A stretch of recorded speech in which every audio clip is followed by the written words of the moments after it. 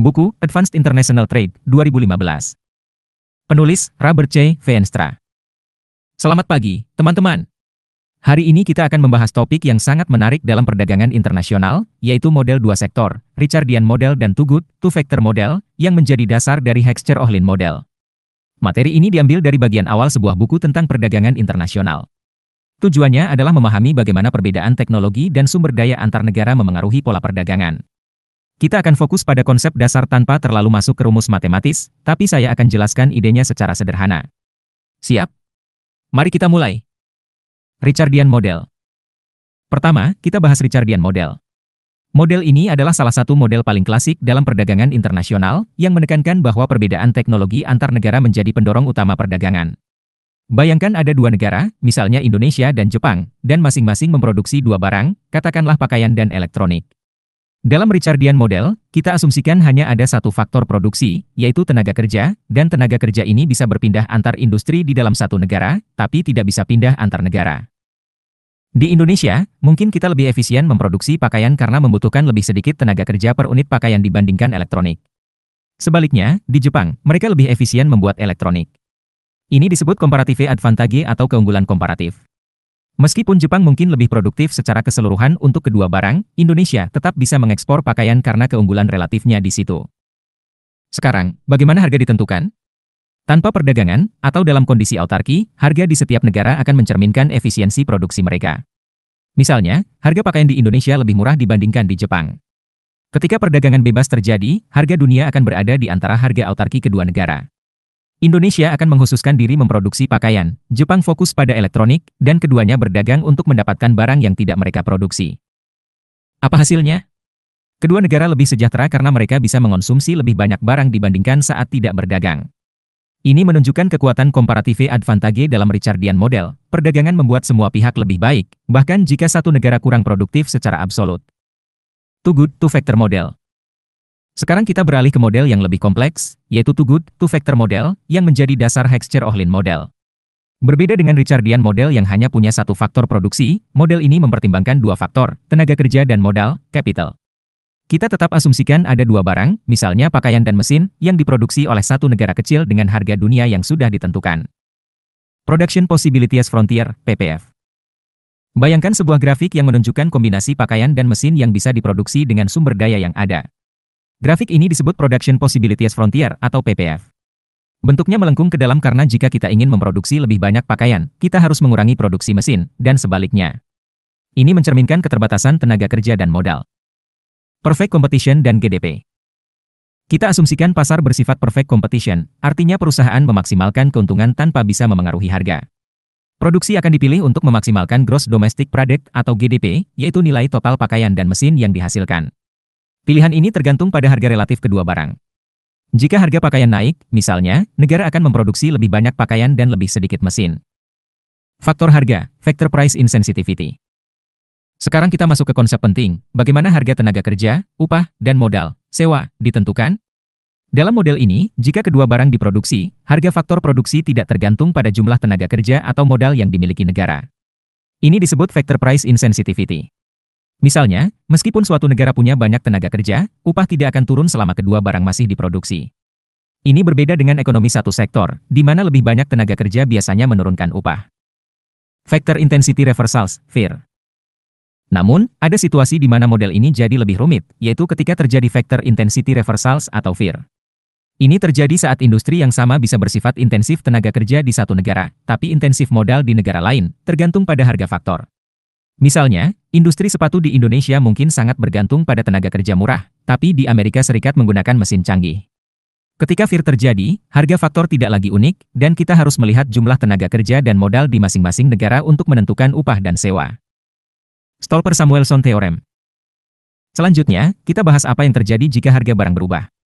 Menurut Stolper-Samuelson Theorem, jika harga pakaian naik, upah tenaga kerja yang intensif digunakan untuk pakaian akan naik lebih besar daripada kenaikan harga pakaian, sehingga pekerja bisa membeli lebih banyak barang. Sebaliknya, sewa modal akan turun, sehingga pemilik modal jadi lebih miskin. Ini menunjukkan bahwa perubahan harga barang punya efek besar pada distribusi pendapatan. Rybczynski Theorem. Terakhir, bagaimana jika jumlah tenaga kerja atau modal berubah? Menurut Rybczynski teorem, jika tenaga kerja bertambah, produksi barang yang intensif tenaga kerja, misalnya pakaian, akan meningkat, sedangkan produksi barang intensif modal, mesin, akan menurun. Contoh nyatanya adalah Dutch disease di Belanda, di mana penemuan minyak meningkatkan industri minyak, tapi merugikan industri ekspor tradisional karena sumber daya dialihkan. Factor price equalization dan penutup. Sekarang kita sambungkan ke ide besar dalam Heckscher-Ohlin model, factor price equalization atau FP. Bayangkan dua negara dengan teknologi sama, tapi jumlah tenaga kerja dan modal berbeda, berdagang bebas. Jika keduanya memproduksi kedua barang dan tidak ada FIR, upah dan sewa di kedua negara akan sama. Ini luar biasa karena perdagangan barang bisa menggantikan pergerakan tenaga kerja atau modal antar negara. Misalnya, negara kaya tenaga kerja seperti Indonesia bisa mengekspor pakaian, mempekerjakan semua tenaga kerjanya, dan tetap membayar upah sama dengan negara kaya modal seperti Jepang. Tapi, FP hanya berlaku jika kedua negara berada dalam cone of diversification, yaitu ketika mereka memproduksi kedua barang. Jika suatu negara hanya memproduksi satu barang, misalnya karena terlalu banyak tenaga kerja, maka FP tidak berlaku, dan upah akan lebih rendah. Jadi, teman-teman, hari ini kita belajar dua model penting. Richardian model menunjukkan bahwa perbedaan teknologi mendorong perdagangan melalui comparative advantage. Sementara itu, two-factor model menjelaskan bagaimana sumber daya seperti tenaga kerja dan modal memengaruhi produksi dan harga faktor. Konsep seperti factor price insensitivity, Stolper-Samuelson, dan Rybczynski membantu kita memahami dinamika perdagangan internasional. Model ini mungkin sederhana, tapi menjadi fondasi untuk memahami dunia perdagangan yang lebih kompleks. Selamat pagi, teman-teman. Hari ini kita akan membahas topik penting dalam perdagangan internasional, yaitu Heckscher-Ohlin model, atau sering disebut Heckscher-Ohlin-Samuelson, HOS, model. Kita juga akan menyentuh sedikit tentang Heckscher-Ohlin-Vanek, HOV, model dan tantangan empirisnya, seperti Leontief paradox. Materi ini diambil dari bagian awal sebuah buku tentang perdagangan internasional. Tujuannya adalah memahami bagaimana perbedaan sumber daya antar negara memengaruhi pola perdagangan, serta mengapa model ini kadang tidak sesuai dengan data dunia nyata. Kita akan jelaskan konsepnya secara sederhana tanpa masuk ke detail matematis. Siap? Ayo mulai. Pengantar Heckscher-Ohlin-Samuelson, HOS, model. Mari kita mulai dengan Heckscher-Ohlin-Samuelson, HOS, model. Model ini berfokus pada dua negara, dua barang, dan dua faktor produksi, tenaga kerja dan modal. Misalnya, kita punya Indonesia dan Jepang, yang memproduksi dua barang, katakanlah pakaian dan mesin.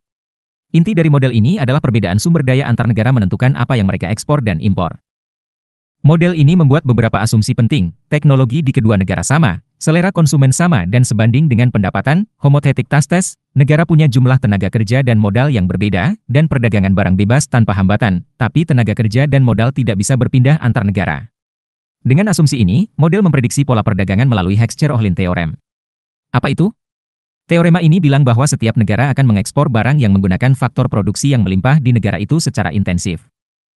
Contohnya, kalau Indonesia punya banyak tenaga kerja dibandingkan modal, kita bilang Indonesia labor abundan, dan pakaian adalah barang yang butuh banyak tenaga kerja, labor intensif, maka Indonesia akan mengekspor pakaian.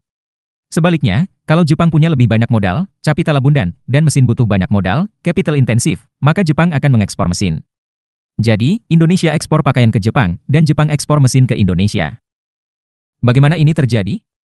Tanpa perdagangan, atau dalam kondisi autarki, harga barang di setiap negara tergantung pada sumber daya mereka.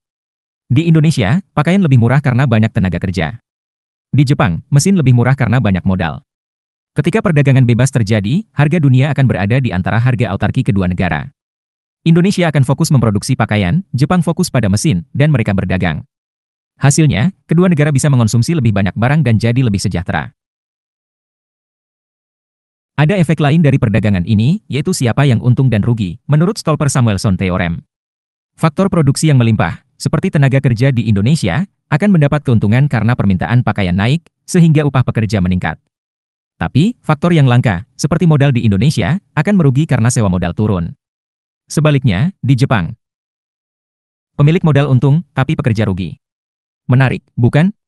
Perdagangan tidak hanya soal barang, tapi juga soal distribusi pendapatan. Heckscher-Ohlin-Vanek, HOV, model dan Leontief paradox.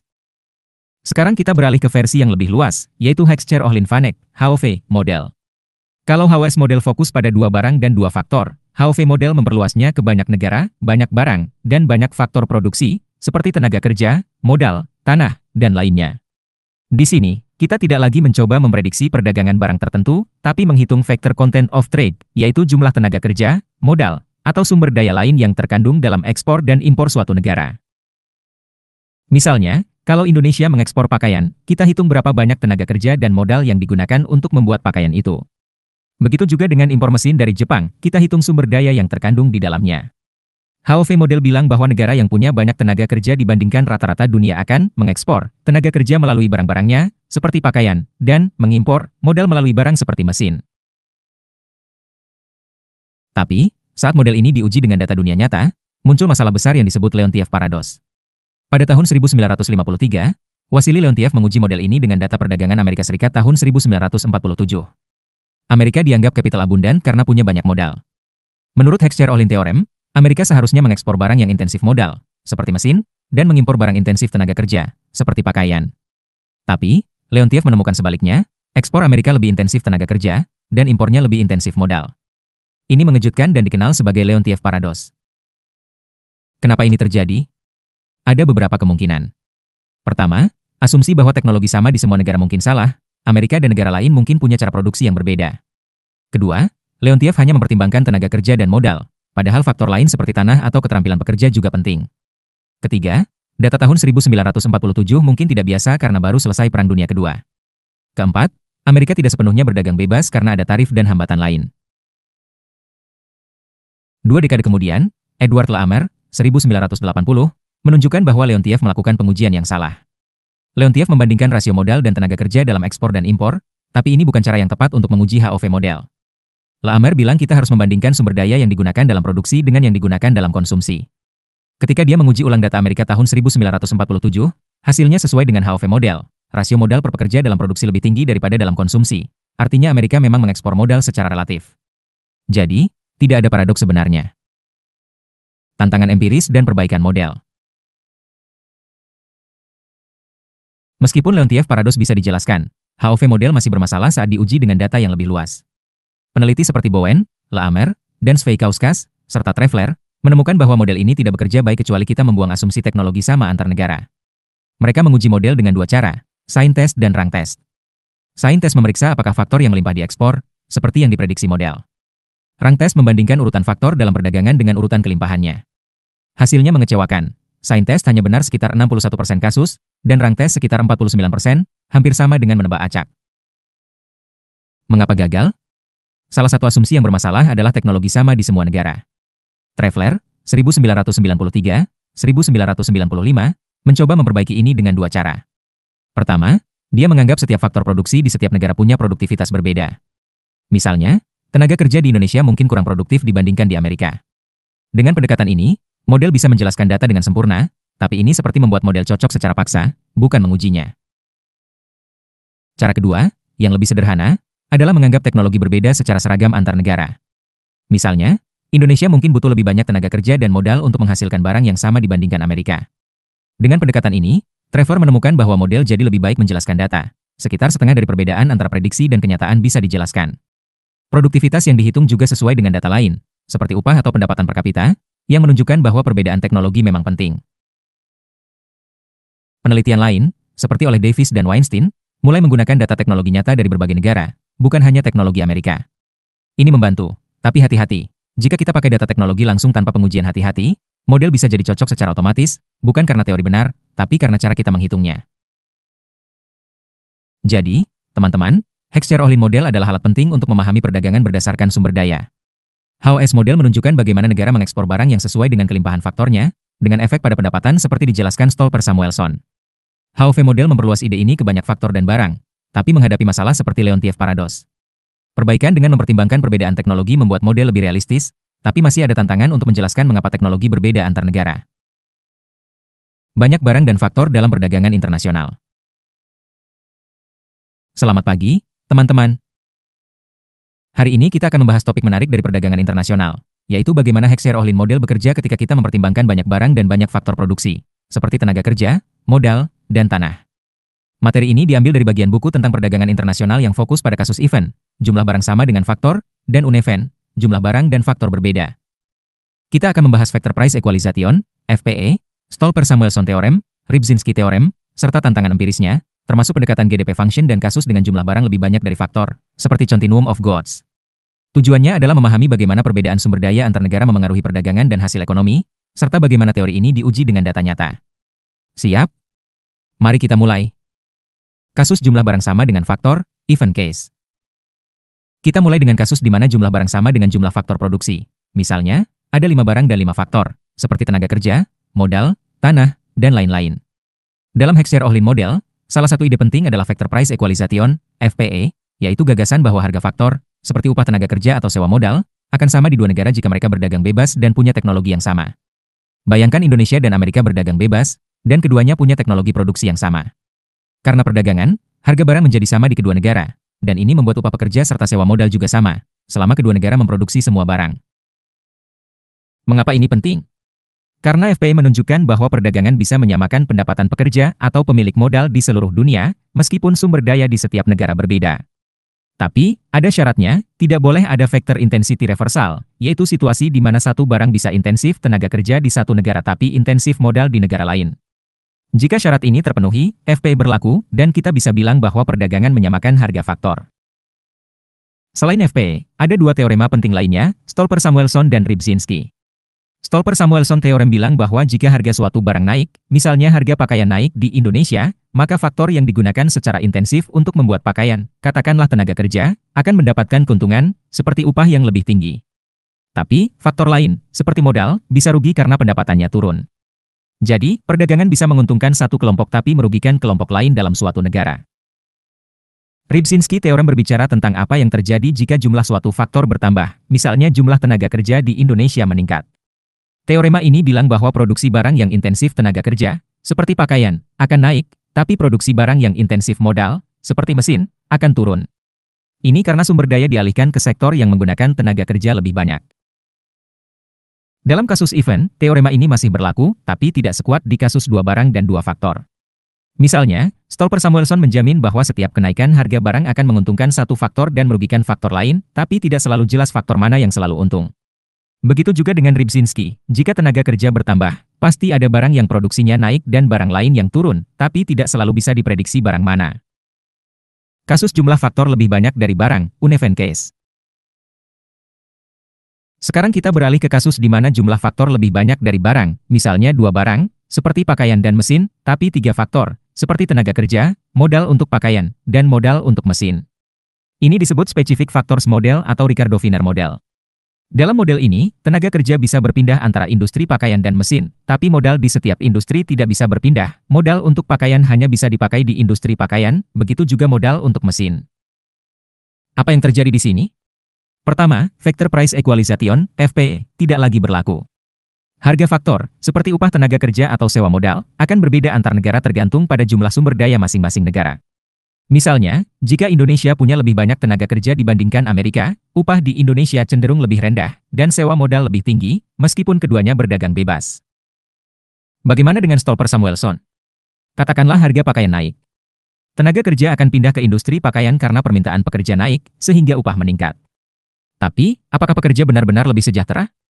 Tergantung pada apa yang mereka beli. Jika mereka banyak membeli pakaian, yang harganya naik, mereka mungkin tidak terlalu untung. Modal di industri pakaian akan sangat diuntungkan karena permintaannya naik, tapi modal di industri mesin akan rugi karena sumber daya dialihkan ke pakaian. Jadi, efeknya tidak sejelas di kasus event.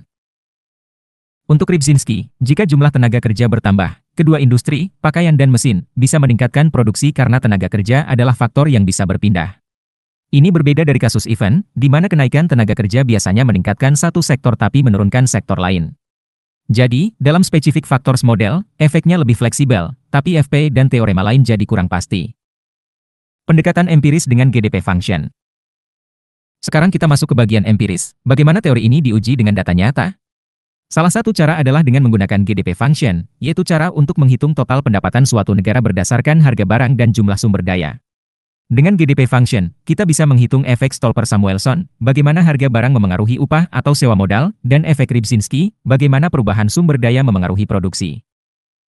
Peneliti seperti Kohli menggunakan data dari Amerika Serikat dan Kanada untuk menguji ini.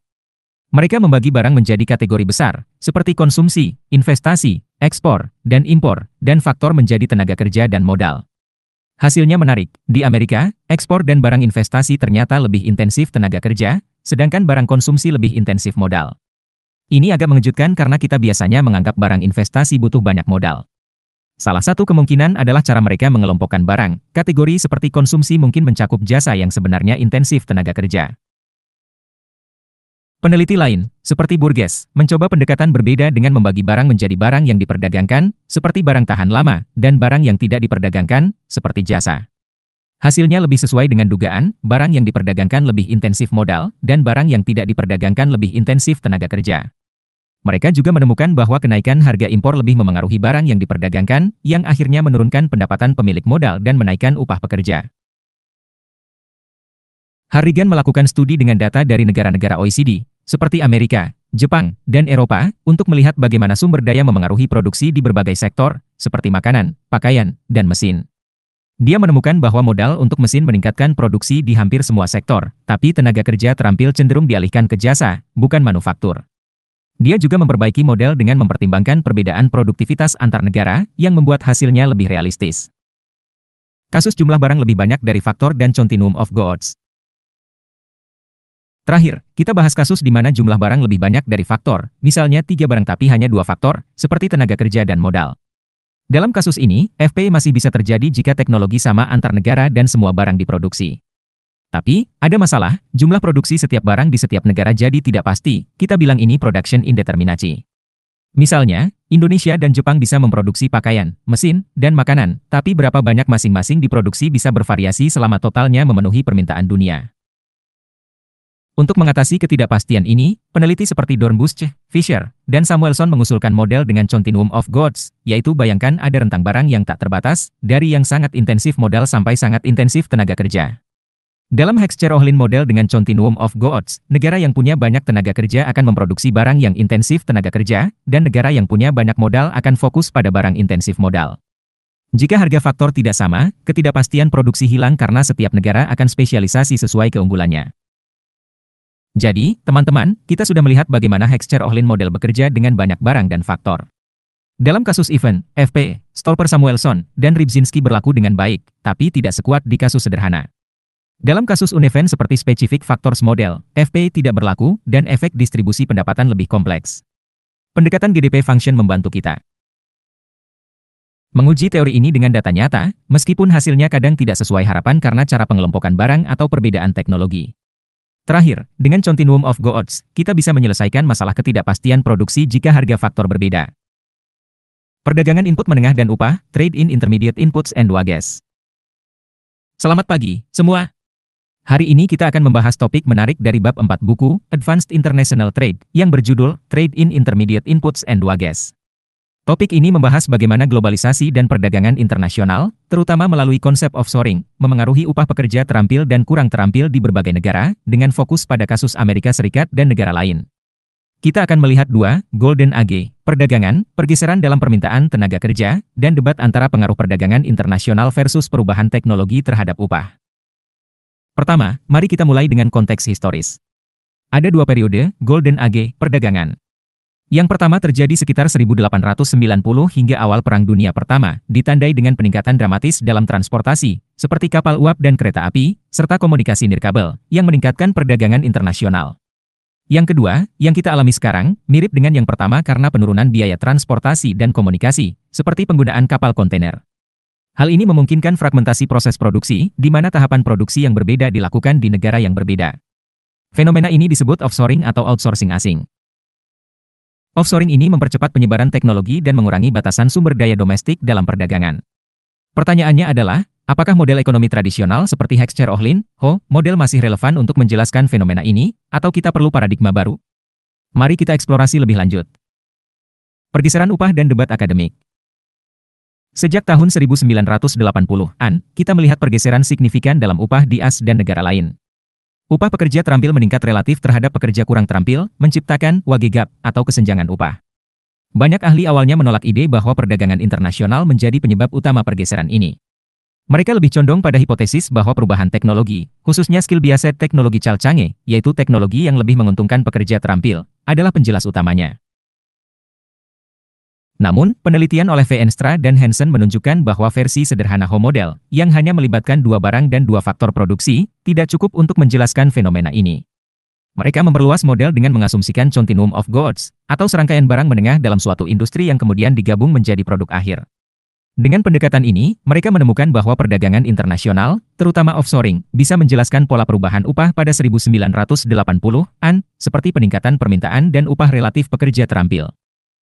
Data dari sektor manufaktur AS menunjukkan bahwa dari akhir 1950-an hingga awal 1980-an, upah pekerja non-produksi, yang biasanya lebih terampil, seperti pekerja kantor, relatif menurun dibandingkan pekerja produksi, kurang terampil, seperti pekerja pabrik.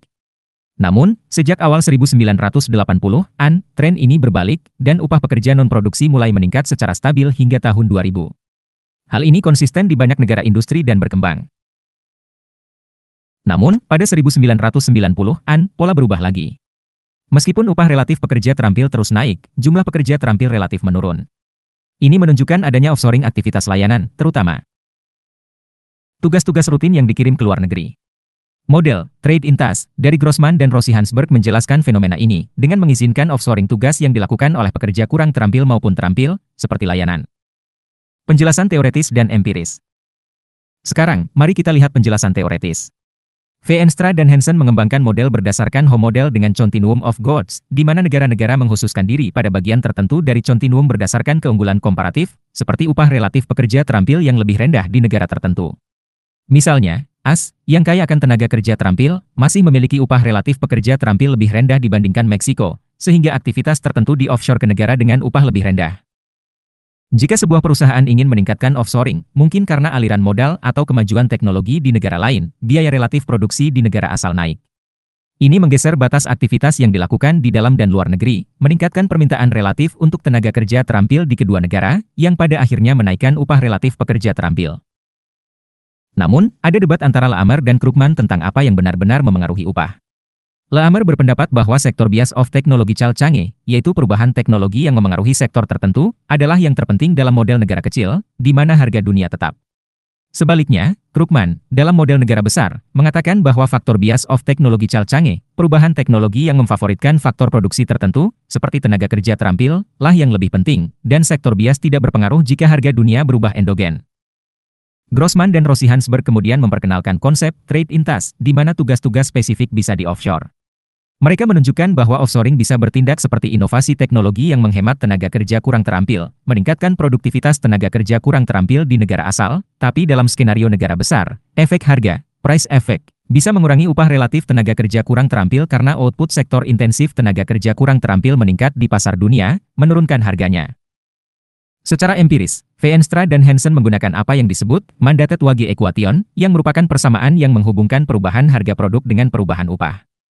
Mereka menemukan bahwa offshoring dan penggunaan peralatan teknologi tinggi, high technology equipment, bersama-sama menjelaskan peningkatan upah relatif pekerja terampil pada 1980-an.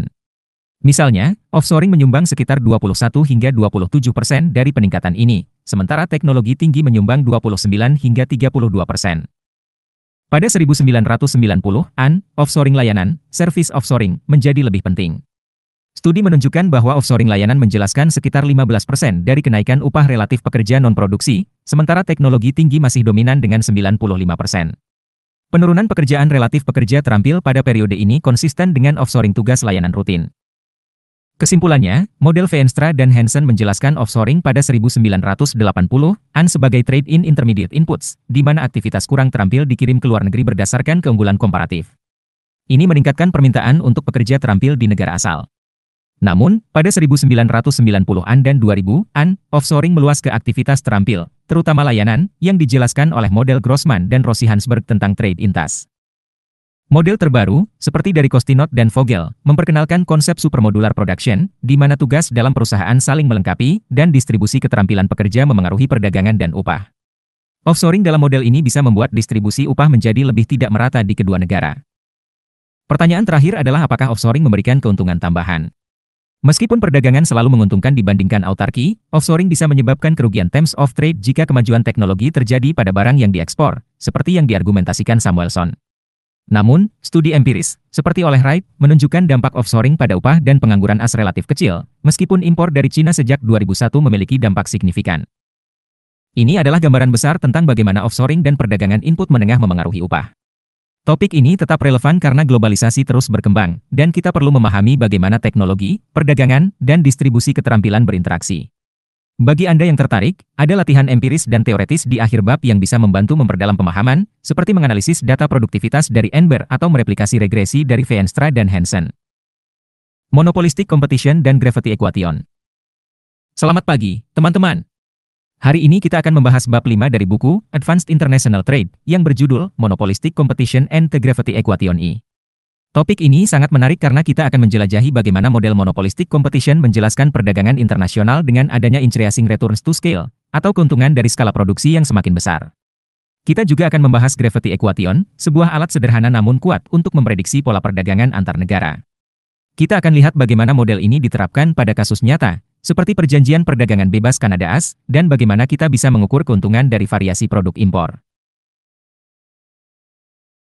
Mari kita mulai dengan konsep dasar. Berbeda dengan model perdagangan tradisional seperti Heckscher-Ohlin, yang berfokus pada perbedaan sumber daya antar negara, model monopolistic competition menekankan bahwa perdagangan bisa terjadi karena adanya increasing returns to scale dan produk yang berbeda-beda, differentiated products. Ini berarti perusahaan bisa menghasilkan lebih banyak dengan biaya rata-rata yang lebih rendah jika pasarnya besar, dan konsumen menyukai variasi produk. Contohnya, Kanada pada 1960-an percaya bahwa akses ke pasar Asia yang besar akan memungkinkan perusahaan mereka beroperasi lebih efisien. Tapi, ada teka-teki. Jika semua perusahaan memperluas produksi, siapa yang akan membeli semua barang itu? Inilah yang akan kita pecahkan dengan model ini. Model monopolistic competition. Model monopolistic competition, yang dikembangkan oleh Paul Krugman, mengasumsikan banyak perusahaan, masing-masing memproduksi variasi produk yang unik, dengan kebebasan masuk dan keluar pasar. Setiap konsumen memiliki preferensi untuk berbagai variasi produk ini, yang disebut love of variety. Dalam model ini, konsumen memilih jumlah konsumsi setiap variasi untuk memaksimalkan kepuasan mereka, dengan batasan pendapatan. Di sisi produksi, setiap perusahaan membutuhkan tenaga kerja tetap untuk memulai produksi dan tambahan tenaga kerja untuk setiap unit barang yang dihasilkan, menciptakan increasing returns to scale karena biaya rata-rata menurun seiring peningkatan produksi. Ada dua kondisi keseimbangan utama. Pertama, setiap perusahaan memaksimalkan keuntungan dengan menetapkan pendapatan marginal sama dengan biaya marginal. Kedua, karena ada kebebasan masuk, keuntungan ekonomi di keseimbangan jangka panjang adalah nol, sehingga harga sama dengan biaya rata-rata. Dalam keseimbangan simetris, di mana semua variasi memiliki harga dan jumlah yang sama, kita bisa menentukan jumlah konsumsi per variasi dan jumlah variasi produk dengan mempertimbangkan kondisi tenaga kerja penuh di ekonomi. Sekarang, bayangkan dua negara identik beralih dari autarki, tanpa perdagangan, ke perdagangan bebas. Dalam model Heckscher-Ohlin, tidak ada alasan untuk perdagangan karena kedua negara sama. Tapi dalam model monopolistic competition, perdagangan terjadi karena konsumen ingin variasi produk dari negara lain. Ketika perdagangan dibuka, jumlah pesaing meningkat, menurunkan harga keseimbangan, meningkatkan upah real konsumen, dan meningkatkan jumlah total variasi produk yang tersedia. Namun, jumlah perusahaan di setiap negara menurun karena beberapa harus keluar pasar, sementara perusahaan yang tersisa memperluas produksi, memanfaatkan economies of scale. Ini menyelesaikan teka-teki awal, perdagangan memungkinkan perusahaan yang lebih efisien bertahan dan berkembang. Bukti empiris dan keuntungan variasi produk.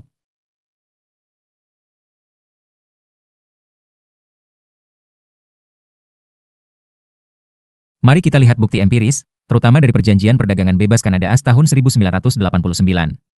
Model Krugman memprediksi dua efek dari perdagangan, scale effect, di mana perusahaan yang bertahan memperluas produksi, dan selection effect, di mana perusahaan kurang efisien keluar pasar.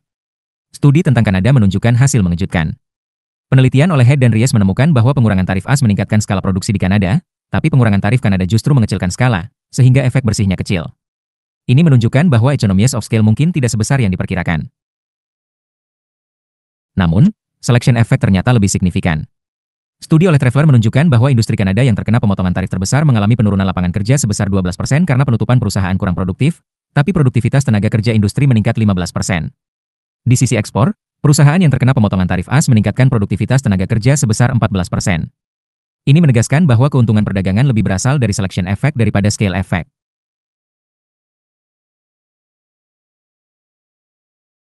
Sekarang, mari kita bahas keuntungan dari variasi produk impor. Dalam model dengan preferensi Constant Elasticity of Substitution, CES, keuntungan perdagangan berasal dari peningkatan variasi produk. Untuk mengukur ini, kita perlu membandingkan biaya hidup sebelum dan sesudah variasi produk baru tersedia.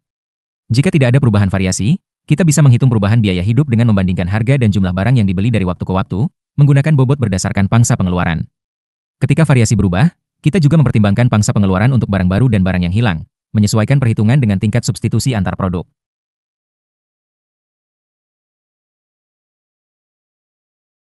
Studi oleh Broda dan Weinstein menghitung keuntungan dari variasi impor di AS dari 1972 hingga 2001, mendefinisikan variasi sebagai impor dari berbagai negara untuk setiap kategori barang.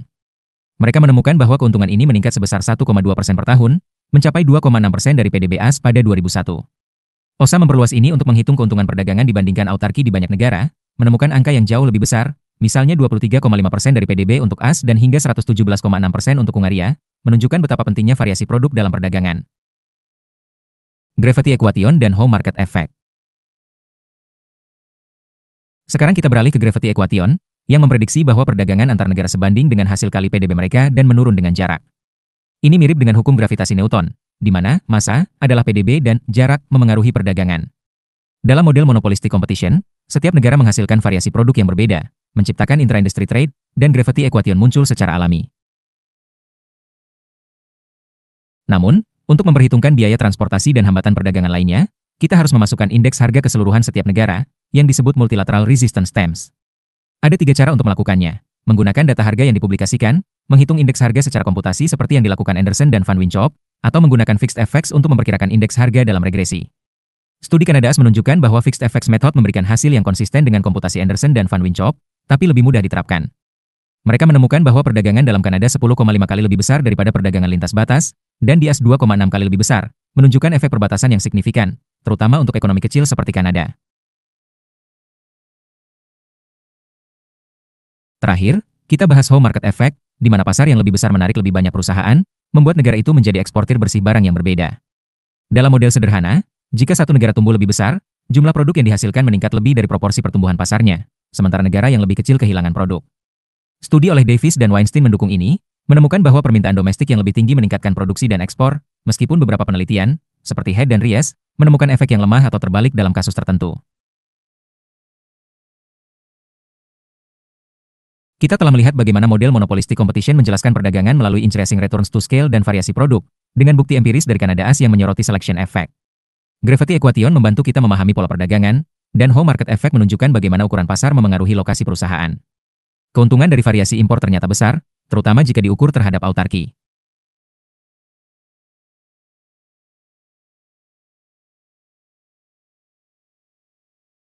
Untuk yang ingin mendalami, ada latihan empiris seperti mereplikasi gravity equation atau menghitung elasticity of substitution menggunakan data perdagangan. Ini akan membantu memahami bagaimana teori diterapkan pada data nyata. Terima kasih atas perhatiannya. Ada pertanyaan? Monopolistic Competition dan Gravity Equation 2. Selamat pagi, teman-teman. Hari ini kita akan melanjutkan pembahasan dari bab 6 buku, Advanced International Trade, berjudul Monopolistic Competition and the Gravity Equation 2. Kali ini, kita akan fokus pada perkembangan model monopolistic competition yang memungkinkan perusahaan memiliki produktivitas yang berbeda-beda, atau heterogeneous firms, berdasarkan karya Mark Melitz. Kita juga akan melihat bagaimana model ini menghasilkan gravity equation dan bagaimana kita bisa mengukur keuntungan dari perdagangan. Selain itu, kita akan membandingkannya dengan model lain, seperti Aton Kortum, dan membahas tantangan empiris seperti nol perdagangan dalam data. Di bab sebelumnya, kita melihat model Krugman yang mengasumsikan semua perusahaan identik. Namun, dalam kenyataan, perusahaan dalam satu industri sangat bervariasi dalam efisiensi mereka, dan tidak semua perusahaan mengekspor. Model Melitz menangani ini dengan memperkenalkan produktivitas yang berbeda antar perusahaan, yang menghasilkan efek seleksi kuat, perusahaan kurang produktif keluar pasar, sementara yang paling produktif berkembang melalui ekspor. Tapi, ini menimbulkan masalah, bagaimana kita bisa mempertahankan asumsi masuk bebas dalam monopolistic competition jika perusahaan yang lebih efisien menghasilkan keuntungan positif?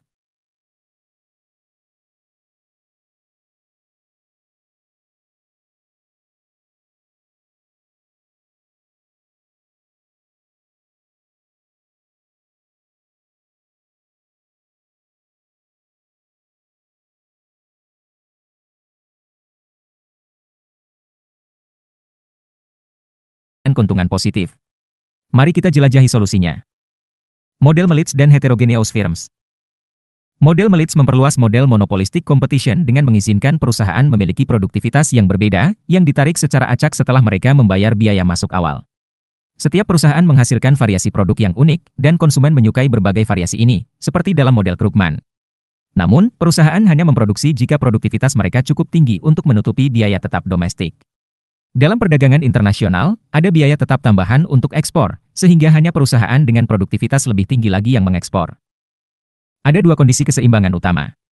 Pertama, perusahaan yang memproduksi harus mendapatkan keuntungan setidaknya nol, jika tidak, mereka keluar pasar. Produktivitas minimum untuk ini disebut zero cut-off profit level. Perusahaan dengan produktivitas di atas level ini menghasilkan keuntungan positif. Kedua, karena masuk bebas, keuntungan yang diharapkan dari masuk pasar, setelah mempertimbangkan biaya masuk awal dan kemungkinan keluar, harus nol. Kondisi ini menentukan jumlah perusahaan yang masuk dan bertahan di pasar. Dalam autarki, tanpa perdagangan, hanya perusahaan dengan produktivitas di atas ambang tertentu yang memproduksi. Ketika perdagangan dibuka, persaingan dari impor meningkatkan ambang produktivitas domestik, sehingga beberapa perusahaan kurang produktif keluar. Selain itu, ada ambang produktivitas lebih tinggi untuk ekspor, sehingga hanya perusahaan paling produktif yang mengekspor. Ini konsisten dengan fakta bahwa hanya sebagian kecil perusahaan dalam industri yang mengekspor. Model Melichani, yang menambahkan asumsi bahwa produktivitas mengikuti distribusi Pareto, memudahkan kita menghitung jumlah perusahaan yang bertahan dan mengekspor.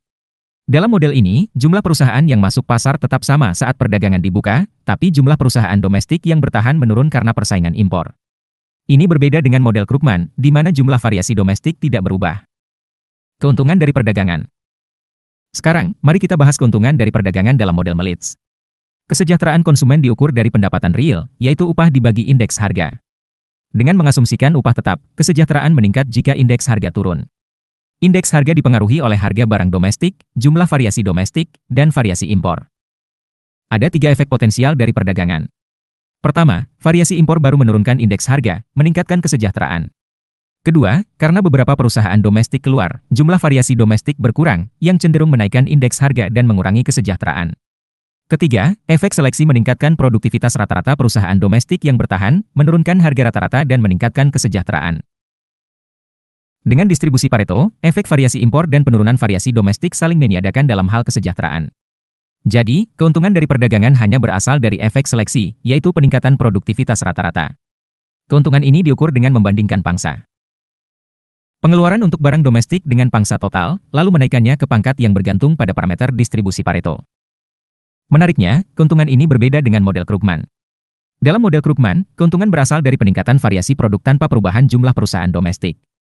Meskipun formula keuntungan tampak serupa, penelitian menunjukkan bahwa model Melitz menghasilkan keuntungan lebih besar karena memungkinkan perusahaan paling produktif berkembang lebih banyak saat perdagangan dibuka, meningkatkan ekspor dan impor dibandingkan model dengan perusahaan identik. Gravity Equation dan tantangan empiris. Sekarang kita beralih ke Gravity Equation dalam model Melichani. Seperti di bab sebelumnya, Gravity Equation memprediksi bahwa perdagangan antar negara sebanding dengan ukuran ekonomi mereka dan menurun dengan hambatan perdagangan, seperti jarak. Dalam model Melichani, hambatan perdagangan memengaruhi perdagangan melalui parameter distribusi Pareto, bukan elastisitas substitusi seperti dalam model Krugman. Kita juga membahas model Eaton-Kortum, yang mengasumsikan persaingan sempurna dengan produktivitas acak untuk setiap barang. Dalam model ini, negara dengan biaya terendah untuk suatu barang menjadi eksportir. Dengan distribusi produktivitas tertentu, model ini menghasilkan Gravity Equation yang sangat mirip dengan Melichani, tapi dengan parameter distribusi berbeda. Namun, ada tantangan empiris. Data perdagangan sering menunjukkan nol perdagangan antar negara, yang tidak diprediksi oleh model-model ini karena mereka mengasumsikan produktivitas bisa sangat tinggi. Untuk mengatasi ini, pendekatan seperti distribusi Pareto terbatas digunakan untuk memungkinkan nol perdagangan jika produktivitas tidak cukup tinggi untuk menutupi biaya ekspor. Dalam estimasi, nol perdagangan menyebabkan masalah karena logaritma nol tidak terdefinisi, sehingga data nol sering diabaikan dalam regresi biasa. Alternatifnya adalah menggunakan estimator seperti Poisson atau multinomial, yang bisa menangani nol dan mengatasi heteroskedastisitas, yaitu variasi error yang tidak konstan. Studi Kanadas menunjukkan bahwa efek perbatasan lebih rendah dengan estimator ini dibandingkan regresi biasa, dan estimator multinomial tampaknya paling cocok. Dalam data global, Poisson lebih disukai karena lebih tahan terhadap heteroskedastisitas. Untuk mengukur biaya perdagangan, metode seperti membandingkan rasio perdagangan antar negara atau menggunakan tarif dapat digunakan untuk memperkirakan elastisitas perdagangan terhadap biaya. Data harga juga membantu memperkirakan parameter ini, menunjukkan bahwa elastisitas bervariasi tergantung model yang diasumsikan. Kita telah melihat bagaimana model Melitz memperkaya pemahaman kita tentang perdagangan dengan heterogeneous firms, menghasilkan efek seleksi yang kuat dan keuntungan perdagangan yang lebih besar dibandingkan model Krugman. Gravity Equation tetap menjadi alat kunci, tapi tantangan seperti nol perdagangan memerlukan pendekatan estimasi khusus. Model Eaton-Kortum menawarkan perspektif alternatif dengan persaingan sempurna. Untuk yang ingin mendalami, ada latihan empiris seperti mereplikasi Gravity Equation untuk data Kanadas atau perdagangan global, yang akan membantu memahami penerapan teori ini. Penelitian terbaru juga mengeksplorasi preferensi di luar CS dan distribusi produktivitas lain untuk menangkap efek kompetisi dan inovasi. Terima kasih atas perhatiannya. Ada pertanyaan? Keuntungan dari perdagangan dan perjanjian regional. Selamat pagi, teman-teman. Hari ini kita akan membahas bab 7 dari buku Advanced International Trade, berjudul Gains from Trade and Regional Agreements. Topik ini sangat menarik karena kita akan menjelajahi bagaimana perdagangan internasional bisa menguntungkan sebuah negara, tapi juga memiliki pemenang dan pecundang. Kita akan melihat cara memastikan semua orang mendapatkan manfaat, yang disebut Pareto Gains, dan bagaimana perjanjian perdagangan regional seperti Customs Union dan Free Trade Area memengaruhi kesejahteraan. Kita juga akan membahas bukti empiris dari kasus nyata seperti NAFTA dan Mercosur. Dalam model Heckscher-Ohlin, faktor produksi yang melimpah di sebuah negara mendapatkan keuntungan dari perdagangan, sementara faktor yang langka merugi. Pertanyaannya, apakah keuntungan selalu lebih besar dari kerugian? Untuk menjawab ini, kita akan memeriksa dua pendekatan, lump sum transfers, yaitu transfer pendapatan tanpa mengubah perilaku, dan sistem pajak serta subsidi barang dan faktor. Kita juga akan melihat bagaimana perjanjian regional bisa menghasilkan trade creation atau trade diversion, dan bagaimana memastikan keuntungan bagi negara anggota tanpa merugikan dunia luar. Pareto Gains dari perdagangan. Mari kita mulai dengan konsep Pareto Gains, yaitu situasi di mana tidak ada yang dirugikan dan setidaknya satu orang diuntungkan dari perdagangan. Pendekatan pertama adalah lump sum transfers. Di sini, pemerintah mengenakan pajak pada mereka yang diuntungkan oleh perdagangan, seperti pekerja di sektor ekspor, dan mentransfernya ke mereka yang dirugikan, seperti pekerja di sektor yang bersaing dengan impor. Transfer ini dirancang agar setiap orang masih mampu membeli pilihan konsumsi dan tenaga kerja mereka seperti saat autarki, yaitu tanpa perdagangan. Secara sederhana, transfer dihitung dengan membandingkan perubahan harga barang dan upah dari autarki ke perdagangan bebas, dikalikan dengan konsumsi dan tenaga kerja masing-masing individu saat autarki. Dengan cara ini, setiap orang bisa mempertahankan tingkat kesejahteraan autarki mereka, tapi biasanya mereka memilih kombinasi baru yang lebih baik karena harga perdagangan lebih menguntungkan. Pemerintah mengumpulkan cukup pajak dari pemenang untuk membiayai subsidi ini, dan bahkan bisa menghasilkan surplus jika produksi lebih efisien di bawah perdagangan bebas, seperti ketika ekonomi bergerak ke titik produksi yang lebih optimal. Namun, pendekatan ini tidak realistis karena membutuhkan informasi terperinci tentang konsumsi dan tenaga kerja setiap individu saat autarki. Jika pemerintah meminta informasi ini melalui survei, orang-orang mungkin akan memalsukannya untuk mendapatkan lebih banyak transfer, menyebabkan defisit anggaran. Ini disebut masalah incentive compatibility. Pendekatan kedua, yang diusulkan oleh Dixit dan Norman, menggunakan pajak barang dan subsidi faktor. Pemerintah membiarkan harga bagi produsen bergerak ke level perdagangan bebas, tapi menjaga harga yang dihadapi konsumen tetap seperti autarki dengan memajaki barang yang harganya turun dan mensubsidi faktor yang upahnya turun. Dengan cara ini, konsumen membuat pilihan sama seperti autarki, menjamin kesejahteraan minimal mereka. Jika ada efisiensi produksi, pemerintah bisa mengumpulkan surplus dari pajak ini dan mendistribusikannya sebagai pol subsidi, meningkatkan kesejahteraan semua orang. Tapi, ada kendala. Jika tenaga kerja diukur sebagai usaha, bukan jam kerja, sulit mengetahui upah per unit usaha jika usaha tidak teramati. Juga, jika pekerja memiliki preferensi lokasi kerja, menjaga upah autarki bisa mencegah mereka pindah ke industri yang lebih produktif, menghilangkan efisiensi. Produksi. Dalam kasus ini, subsidi relokasi, seperti Trade Adjustment Assistance (DAS), bisa membantu pekerja pindah ke sektor yang tepat, memastikan Pareto Gains. Perjanjian regional dan trade creation versus diversion. Sekarang kita beralih ke perjanjian perdagangan regional, seperti Customs Union dan Free Trade Area, yang menghapus tarif antar negara anggota tapi mempertahankan tarif terhadap dunia luar. Customs Union, seperti Mercosur, memiliki tarif eksternal bersama, sementara Free Trade Area, seperti NAFTA, memungkinkan setiap negara menetapkan tarif eksternalnya sendiri. Jacob Wiener memperkenalkan konsep trade creation dan trade diversion. Trade creation terjadi ketika negara anggota mulai berdagang satu sama lain, menggantikan produksi domestik yang kurang efisien, sehingga keduanya diuntungkan. Trade diversion terjadi ketika sebuah negara beralih dari mengimpor dari pemasok termurah di luar Uni ke pemasok dalam Uni yang lebih mahal karena tarif nol, yang bisa merugikan karena kehilangan pendapatan tarif.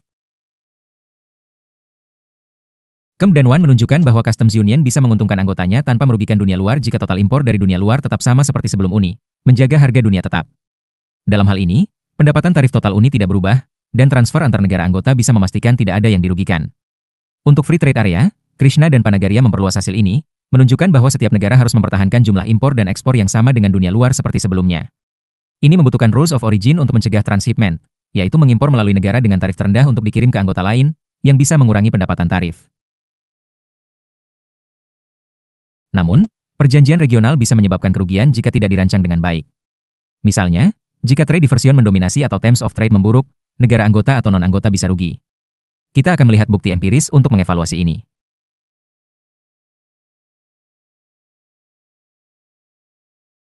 Bukti empiris dan imperfect competition. Mari kita tinjau beberapa studi empiris. Greenhalgh memeriksa masuknya Inggris ke EEC pada 1973.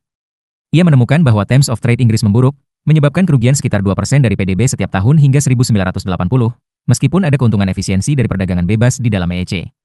Transfer dari EEC tidak cukup untuk mengimbangi kerugian ini, menunjukkan bahwa syarat untuk Pareto Gains tidak terpenuhi.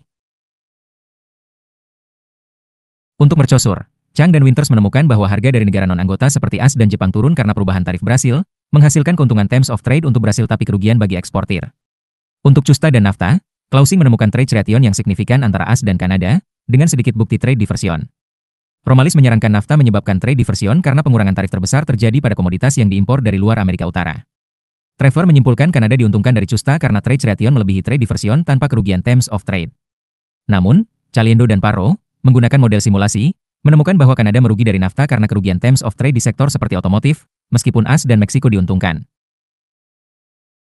Sekarang, mari kita bahas imperfect competition dan increasing returns to scale. Dalam industri dengan harga monopoli, ada celah antara harga dan biaya marginal, menunjukkan potensi keuntungan dari meningkatkan output.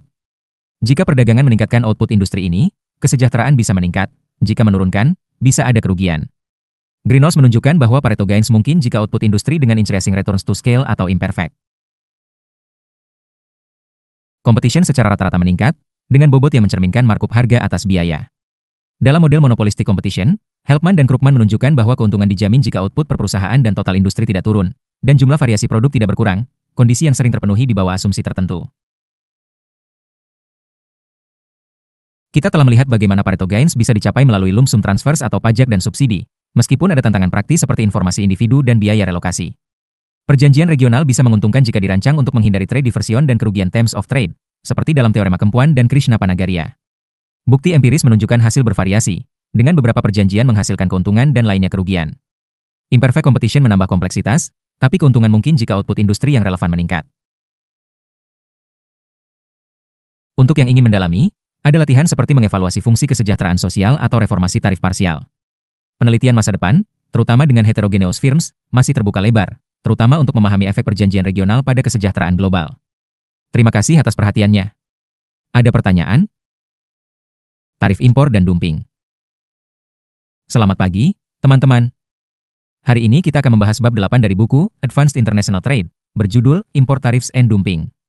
Topik ini penting karena kita akan menjelajahi mengapa negara menggunakan tarif impor dan kebijakan perdagangan lainnya, serta dampaknya terhadap kesejahteraan sosial. Kita akan melihat dua jenis tarif yang diizinkan oleh WTO, Escape Clause Tariffs, yang memberikan perlindungan sementara untuk industri domestik, dan anti-dumping duties, yang diterapkan untuk melawan harga impor yang dianggap terlalu rendah. Kita juga akan membahas fenomena dumping, termasuk konsep reciprocal dumping, dan bagaimana kebijakan ini memengaruhi konsumen dan pasar. Tarif sering digunakan pada tahap awal pembangunan untuk melindungi industri domestik, yang disebut Infant Industry Protection. Meskipun dikritik karena melindungi industri yang tidak efisien, kita akan mengeksplorasi apakah ada pembenaran untuk kebijakan ini. Selain itu, kita akan menganalisis bagaimana tarif memengaruhi kesejahteraan dalam berbagai struktur pasar, mulai dari persaingan sempurna hingga monopoli dan duopoli, serta dampak anti-dumping duties yang seringkali lebih merugikan konsumen dibandingkan tarif biasa.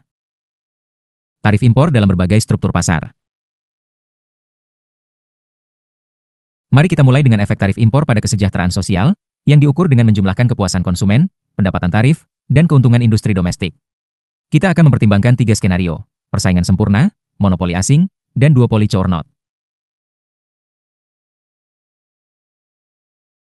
Dalam persaingan sempurna untuk negara kecil, yang tidak memengaruhi harga dunia, tarif meningkatkan harga domestik sebesar tarif itu sendiri. Ini mengurangi impor, meningkatkan produksi domestik, tapi menyebabkan kerugian kesejahteraan karena konsumen membayar lebih dan ada inefisiensi. Kerugian ini dihitung sebagai setengah dari kenaikan harga dikalikan dengan penurunan impor, yang relatif kecil untuk tarif rendah. Karena tidak ada perubahan harga dunia, tarif optimal untuk negara kecil adalah 0, artinya perdagangan bebas adalah pilihan terbaik. Untuk negara besar, tarif bisa menurunkan harga dunia, yang disebut terms of trade gain, karena eksportir asing menyerap sebagian tarif untuk menjaga penjualan. Kesejahteraan berubah karena dua efek, kerugian efisiensi dari penurunan impor dan keuntungan dari harga dunia yang lebih rendah. Untuk tarif kecil, keuntungan terms of trade biasanya lebih besar, sehingga tarif kecil meningkatkan kesejahteraan. Tarif optimal dihitung sebagai kebalikan dari elastisitas penawaran ekspor asing, yang berarti negara dengan kekuatan pasar lebih besar bisa menetapkan tarif lebih tinggi. Dalam kasus monopoli asing, eksportir tunggal menentukan harga berdasarkan permintaan domestik.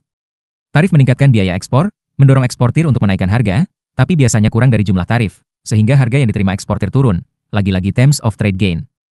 Jika kurva pendapatan marginal lebih curam daripada kurva permintaan, tarif kecil meningkatkan kesejahteraan karena konsumen membayar lebih sedikit daripada kenaikan tarif, dan pendapatan tarif membantu. Untuk tarif ad valorem, hasil serupa terjadi jika elastisitas permintaan meningkat seiring penurunan konsumsi. Dalam duopoli Cournot, satu perusahaan domestik bersaing dengan satu perusahaan asing dalam menetapkan kuantitas. Tarif mengurangi ekspor asing, meningkatkan produksi domestik, dan biasanya menaikkan harga domestik kurang dari tarif penuh, menghasilkan terms of trade gain. Selain itu, peningkatan output domestik mengurangi distorsi monopoli, di mana harga melebihi biaya marginal, memberikan keuntungan efisiensi. Keduanya membuat tarif kecil hampir selalu meningkatkan kesejahteraan, kecuali dalam kasus langka di mana output domestik menurun. Infant Industry Protection dan Dumping. Sekarang kita beralih ke Infant Industry Protection, di mana tarif sementara melindungi industri domestik baru agar bisa berkembang dan menurunkan biaya di masa depan. Contohnya adalah tarif pada sepeda motor berat di AS, yang mungkin membantu industri domestik menghindari kebangkrutan.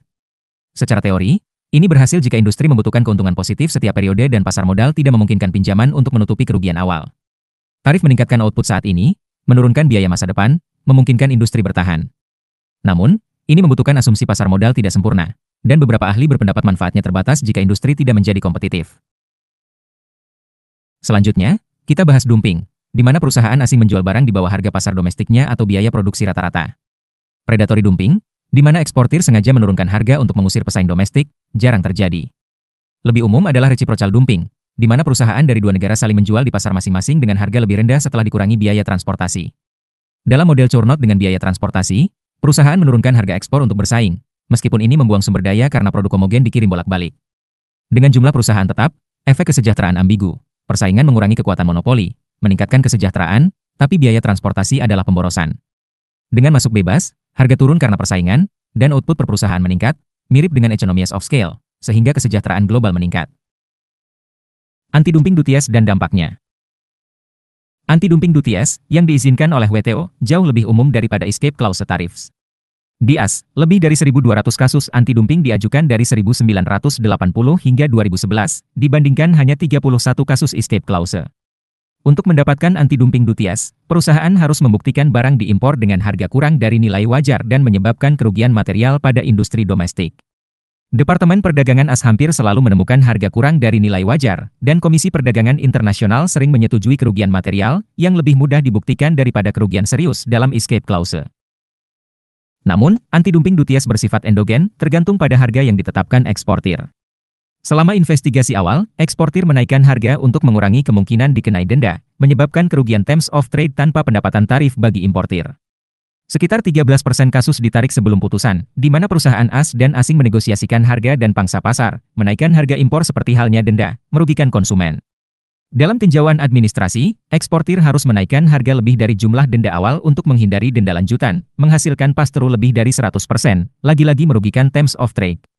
Studi menunjukkan pass-through bisa mencapai 160%, dan kerugian kesejahteraan AS pada 1992 diperkirakan mencapai 3,2% konsumsi, atau sekitar 134 miliar dolar, jauh lebih besar dari estimasi kerugian tarif biasa.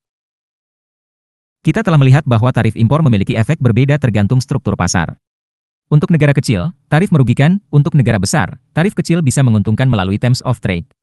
Dalam imperfect competition, tarif bisa meningkatkan kesejahteraan melalui terms of trade dan efisiensi, tapi ini adalah kebijakan begar Gebor yang mengundang pembalasan. Infant Industry Protection mungkin bermanfaat dalam kondisi tertentu, tapi dumping, terutama reciprocal dumping, adalah fenomena alami dalam persaingan oligopolistik yang meningkatkan kesejahteraan dengan masuk bebas. Anti-dumping duties, bagaimanapun, sering merugikan importir karena mendorong kenaikan harga tanpa manfaat tarif. Untuk yang ingin mendalami, ada latihan empiris seperti mereplikasi analisis tarif truk dan sepeda motor AS. Penelitian lebih lanjut tentang pass-through tarif dan dampak anti-dumping pada heterogeneous firms akan sangat menarik. Terima kasih atas perhatiannya. Ada pertanyaan? Import quotas dan ekspor subsidies. Selamat pagi, teman-teman. Hari ini kita akan membahas bab 9 dari buku Advanced International Trade, berjudul Import Quotas and Export Subsidies. Topik ini menarik karena kita akan menjelajahi dua alat kebijakan perdagangan yang umum digunakan, import quotas, yang membatasi jumlah impor, dan export subsidies, yang mendukung ekspor domestik. Kita akan melihat bagaimana keduanya berbeda dari tarif, terutama dalam konteks persaingan sempurna dan tidak sempurna, serta dampaknya pada kesejahteraan. Kita juga akan membahas fenomena seperti voluntary export restraint, (VER), pada mobil Jepang di AS dan subsidi untuk industri pesawat seperti Boeing dan Airbus. Pertanyaan utama adalah, bagaimana import kuotas dan ekspor subsidies memengaruhi harga, output, dan kesejahteraan dibandingkan tarif? Dalam persaingan sempurna, kuota bisa setara dengan tarif tertentu, tapi dalam persaingan tidak sempurna, seperti monopoli atau duopoli, hasilnya berbeda signifikan. Selain itu, kuota dapat memengaruhi pilihan kualitas produk, seperti yang terlihat pada mobil Jepang, dan subsidi ekspor bisa memberikan keuntungan strategis dalam kondisi tertentu. Mari kita mulai. Import kuotas dan ekuivalensi dengan tarif. Mari kita awali dengan import kuotas dalam persaingan sempurna. Kuota membatasi jumlah barang yang bisa diimpor, meningkatkan harga domestik dan mengurangi konsumsi sambil meningkatkan produksi domestik. Dalam kasus negara kecil, yang tidak memengaruhi harga dunia, kuota yang membatasi impor ke jumlah tertentu memiliki efek sama dengan tarif yang menaikkan harga domestik ke tingkat yang sama. Kesejahteraan menurun karena konsumen membayar lebih, tapi ada keuntungan bagi produsen domestik. Bedanya, tarif menghasilkan pendapatan pemerintah, sedangkan kuota menghasilkan kuota range, yaitu selisih antara harga domestik dan dunia dikalikan jumlah impor. Kuota range ini bisa dialokasikan 4 cara. Pertama, diberikan ke perusahaan domestik melalui lisensi impor, seperti pada industri susu AS, menghasilkan kerugian kesejahteraan sama seperti tarif.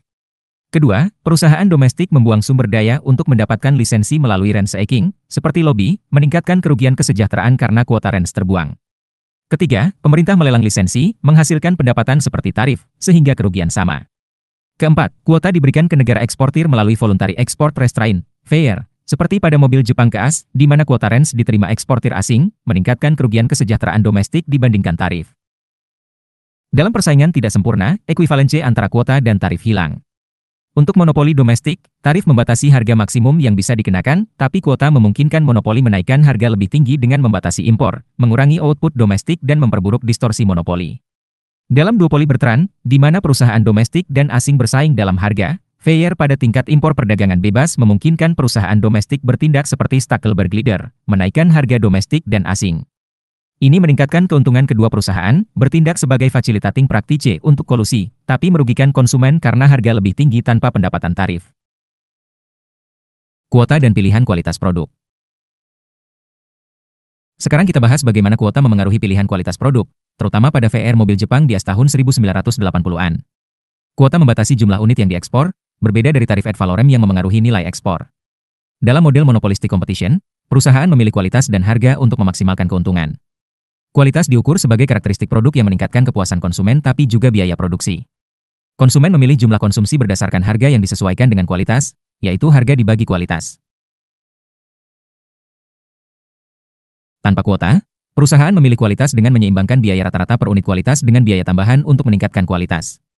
Biaya transportasi spesifik, seperti ongkos kirim per unit, meningkatkan kualitas optimal, mirip dengan Washington Apples Effect, di mana produk berkualitas tinggi dikirim lebih jauh karena biaya transportasi membuatnya relatif lebih murah.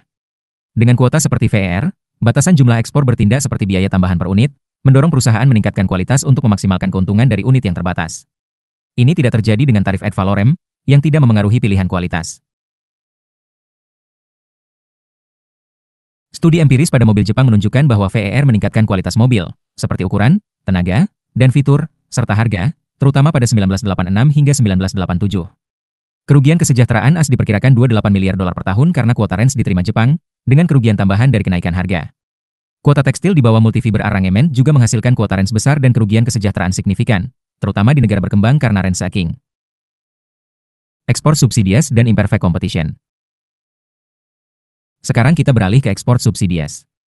Dalam persaingan sempurna untuk negara kecil, subsidi per unit ekspor meningkatkan harga domestik, mengurangi konsumsi, dan meningkatkan produksi, tapi menyebabkan kerugian kesejahteraan karena biaya subsidi melebihi keuntungan produsen. Untuk negara besar, subsidi menurunkan harga ekspor, merugikan terms of trade, menambah kerugian kesejahteraan. Namun, dengan lebih dari 2 barang, subsidi pada satu ekspor bisa meningkatkan harga ekspor lain jika barang tersebut saling melengkapi, memberikan terms of trade gain.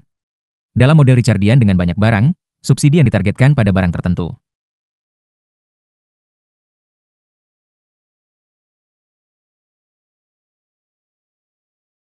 meningkatkan upah domestik dan harga ekspor lainnya, meningkatkan kesejahteraan jika biaya subsidi kecil. Dalam duopoli Cournot, di mana perusahaan domestik dan asing bersaing di pasar ketiga seperti penjualan Boeing dan Airbus ke China, subsidi ekspor meningkatkan output domestik, mengurangi output asing, dan meningkatkan keuntungan domestik lebih dari biaya subsidi, sehingga kesejahteraan naik. Dalam duopoli Bertrand, di mana persaingan dalam harga, subsidi menurunkan harga domestik, merugikan kesejahteraan karena keuntungan tidak cukup mengimbangi biaya subsidi. Pajak ekspor justru meningkatkan kesejahteraan dalam kasus ini. Karena sulit mengetahui jenis persaingan, subsidi strategi sulit diterapkan. Faktor lain, seperti masuk bebas perusahaan, subsidi endogen, atau produktivitas berbeda, bisa menghilangkan keuntungan. Namun, subsidi untuk R&D atau pembelajaran pasar bisa bermanfaat. Studi pada industri pesawat menunjukkan Boeing dan Airbus menerima subsidi, memicu subsidi war. Perjanjian 1992 membatasi subsidi, meningkatkan harga pesawat 3 hingga 9%. Simulasi masuknya Airbus A380 memperkirakan penjualan 680 pesawat dalam 20 tahun dengan diskon besar, mendukung prediksi Boeing bahwa proyek ini tidak menguntungkan dibandingkan proyeksi Airbus. Kita telah melihat bahwa impor kuota setara dengan tarif dalam persaingan sempurna, tapi dalam imperfect competition, kuota meningkatkan harga dan memperburuk distorsi monopoli. VR, seperti pada mobil Jepang, meningkatkan kualitas tapi merugikan konsumen. Ekspor subsidies merugikan kesejahteraan dalam model sederhana, tapi bisa bermanfaat dengan banyak barang atau dalam Cournot competition, meskipun sensitif terhadap jenis persaingan. Studi empiris menyoroti kerugian besar dari kuota dan efek kompleks subsidi pesawat. Untuk yang ingin mendalami, ada latihan empiris seperti mereplikasi analisis harga dan kualitas mobil Jepang. Penelitian lebih lanjut tentang subsidi targeted dan dampak heterogeneous firms sangat menjanjikan. Terima kasih atas perhatiannya. Ada pertanyaan? Ekonomi politik kebijakan perdagangan. Selamat pagi, teman-teman. Hari ini kita akan membahas bab 10 dari buku Advanced International Trade, berjudul Political Economy of Trade Policy. Topik ini sangat relevan karena menjelaskan mengapa kebijakan perdagangan seperti tarif dan subsidi diterapkan, meskipun seringkali tidak optimal secara ekonomi. Kita akan fokus pada dua model utama, median voter model, yang mengasumsikan kebijakan ditentukan oleh pemilih tengah, dan protection for sale model, yang mempertimbangkan pengaruh lobi industri. Kita juga akan membahas peran GATT WTO dalam mengatasi tarif berbasis Terms of Trade, dampak perjanjian perdagangan regional, dan aplikasi model ini di Tiongkok yang non-demokratis. Pertanyaan utama adalah, mengapa tarif tetap ada meskipun model ekonomi menunjukkan perdagangan bebas sering lebih baik? Jawabannya terletak pada politik, tekanan dari kelompok kepentingan, seperti industri atau serikat pekerja, membentuk kebijakan. Kita akan melihat bagaimana proses politik memediasi permintaan ini, bagaimana negara besar menggunakan tarif untuk Terms of Trade, dan apakah perjanjian regional membantu atau menghambat perdagangan bebas global. Mari kita mulai. Median voter model dan protection for sale. Mari kita mulai dengan median voter model, yang mengasumsikan kebijakan ditentukan oleh pemilih tengah dalam demokrasi langsung. Dalam model Heckscher-Ohlin dengan dua barang, kesejahteraan pemilih bergantung pada pendapatan mereka, yang dipengaruhi oleh tarif impor. Tarif menaikkan harga domestik, memengaruhi upah dan pengembalian modal. Pemilih tengah, yang biasanya memiliki rasio modal tenaga kerja lebih rendah dari rata-rata ekonomi, memilih tarif yang memaksimalkan kesejahteraannya. Jika barang impor padat karya, tarif positif diinginkan di negara kaya modal, karena menurunkan pengembalian modal relatif terhadap upah. Sebaliknya, di negara kaya tenaga kerja, tarif negatif atau subsidi diinginkan untuk barang impor padat modal. Studi menunjukkan bahwa di negara kaya modal, ketimpangan pendapatan yang lebih besar meningkatkan tarif, karena pemilih tengah semakin miskin modal. Di negara kaya tenaga kerja, ketimpangan menurunkan tarif, mendorong keterbukaan. Namun, subsidi impor jarang terlihat, mungkin karena pemilih cenderung mempertahankan status quo untuk menghindari ketidakpastian pendapatan.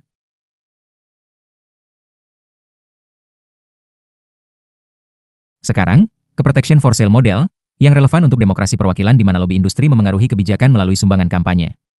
Pemerintah memaksimalkan kombinasi kesejahteraan konsumen dan sumbangan lobi.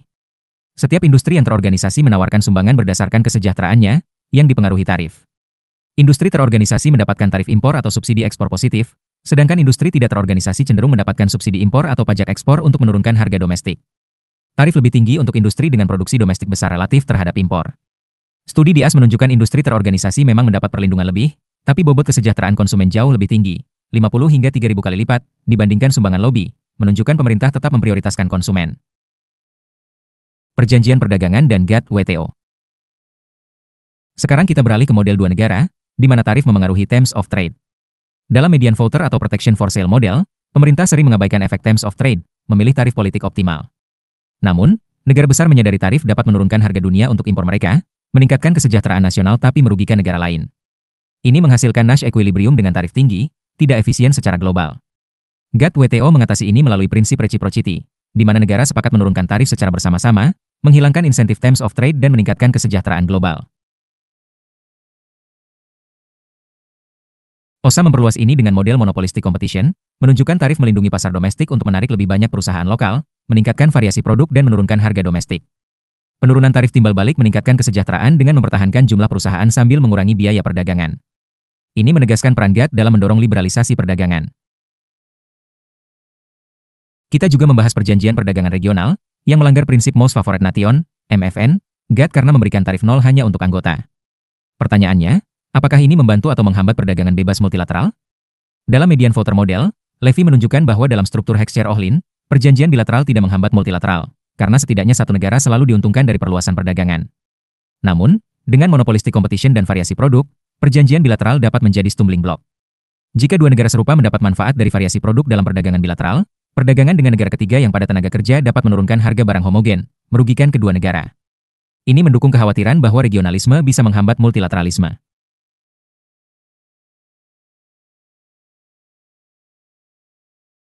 Ekonomi politik di Tiongkok. Terakhir, kita terapkan protection for sale di Tiongkok, negara non-demokratis. Di sini, kelompok kepentingan bukan lobi formal, melainkan perusahaan milik negara, swasta, dan asing, dengan distribusi bervariasi antar provinsi. Kami fokus pada kebijakan investasi asing sebelum Tiongkok masuk WTO tahun 2001, karena tarif saat itu kaku. Provinsi memiliki otonomi untuk mengatur masuknya perusahaan multinasional, yang bersaing dengan di pasar produk. Pemerintah provinsi memaksimalkan kesejahteraan konsumen, keuntungan pajak dari multinasional, dan pendapatan tarif. Multinasional memilih antara ekspor atau investasi lokal untuk menghindari tarif, menghadapi pajak keuntungan dan biaya tetap.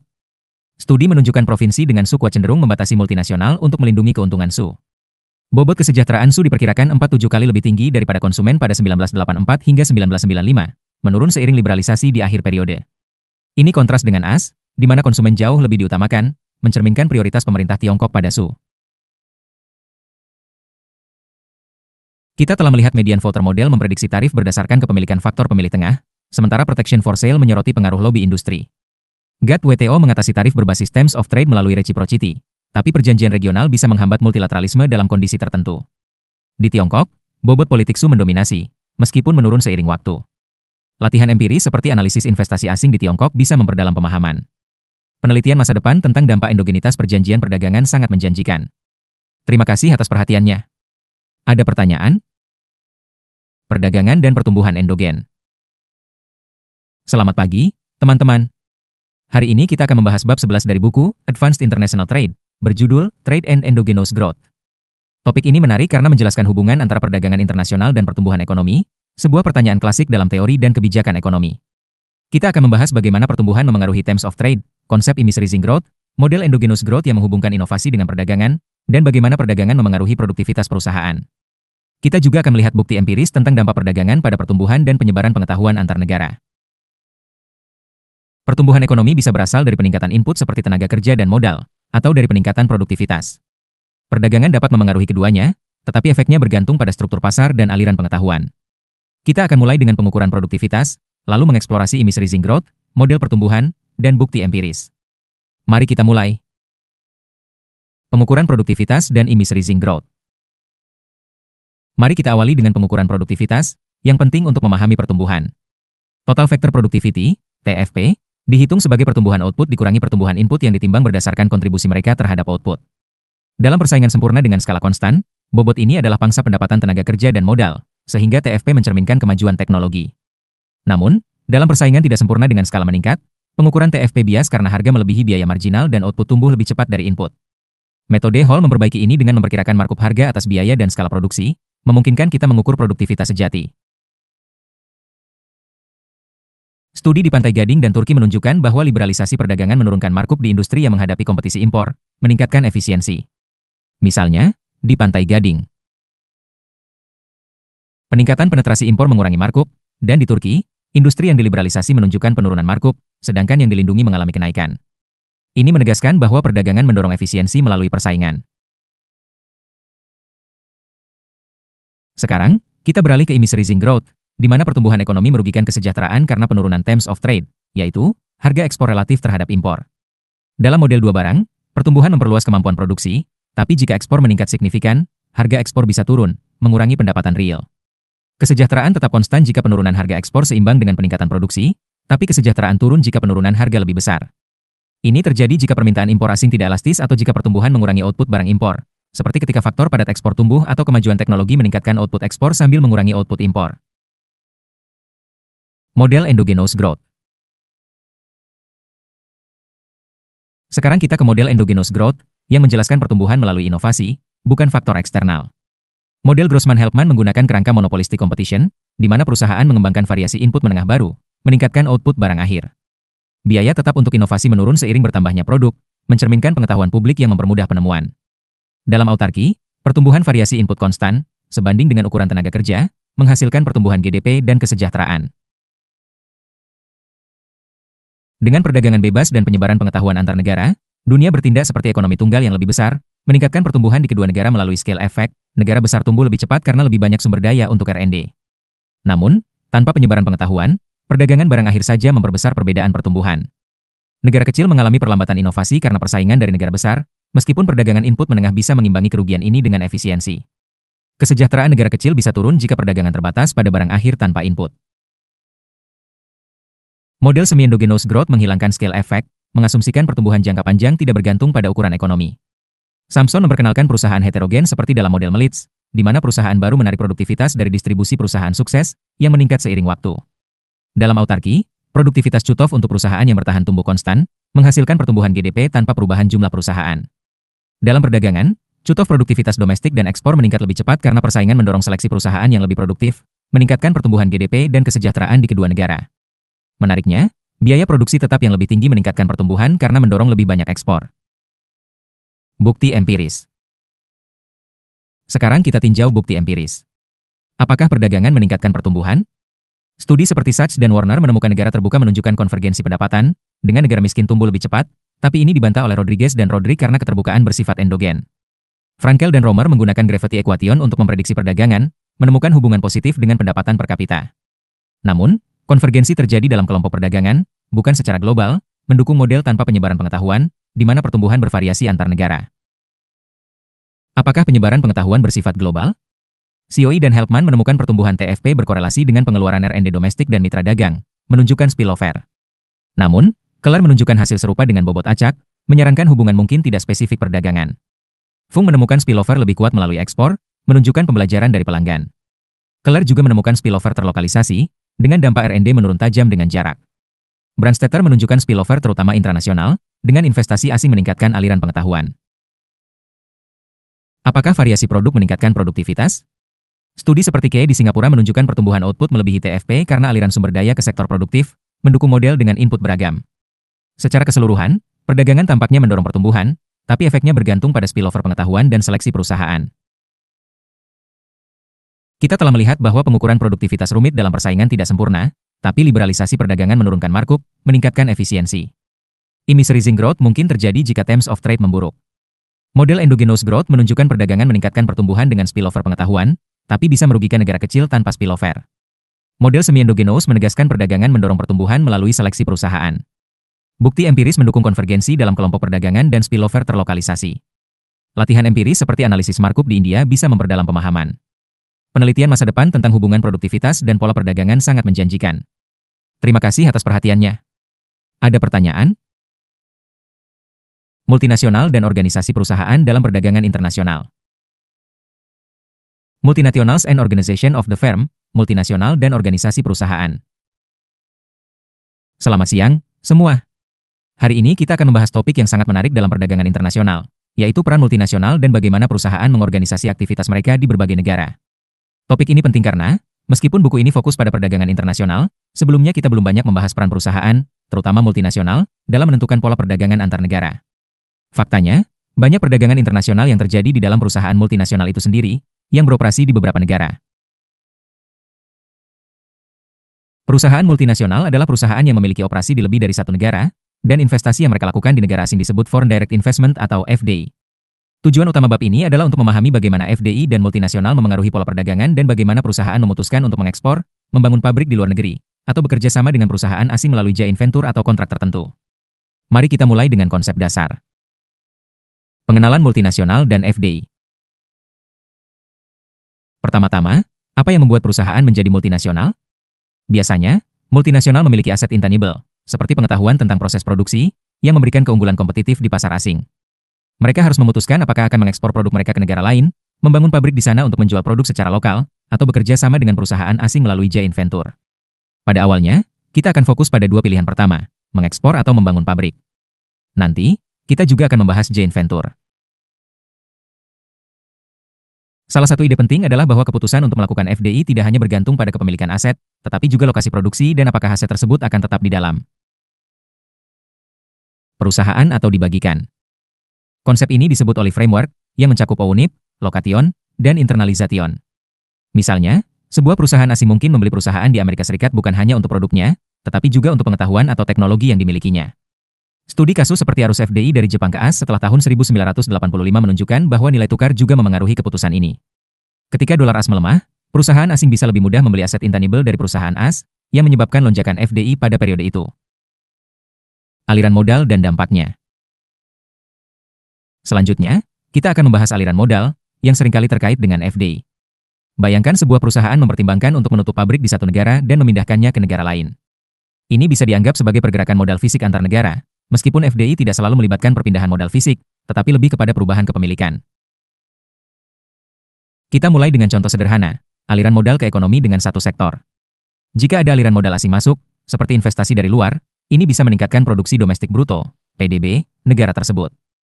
Namun, keuntungan ini harus dikurangi dengan pembayaran kepada investor asing. Hasil bersihnya adalah manfaat kesejahteraan bagi negara tuan rumah, terutama karena aliran modal ini juga bisa meningkatkan upah pekerja lokal dengan menaikkan produktivitas tenaga kerja. Kemudian, kita lihat kasus yang lebih kompleks menggunakan model Heckscher-Ohlin, HO, dua sektor, seperti yang dijelaskan oleh Mundell. Dalam model ini, tarif impor di satu negara bisa memicu aliran modal dari negara lain. Misalnya, jika negara menerapkan tarif pada barang impor yang intensif modal, ini bisa menyebabkan modal mengalir ke negara tersebut untuk melompati tarif, sebuah fenomena yang disebut tarif jumping FDI. Hasilnya, aliran modal ini bisa mengurangi kerugian ekonomi dari tarif dan bahkan meningkatkan upah domestik dalam beberapa kasus, meskipun tidak selalu. Tipe multinasional, vertikal dan horizontal.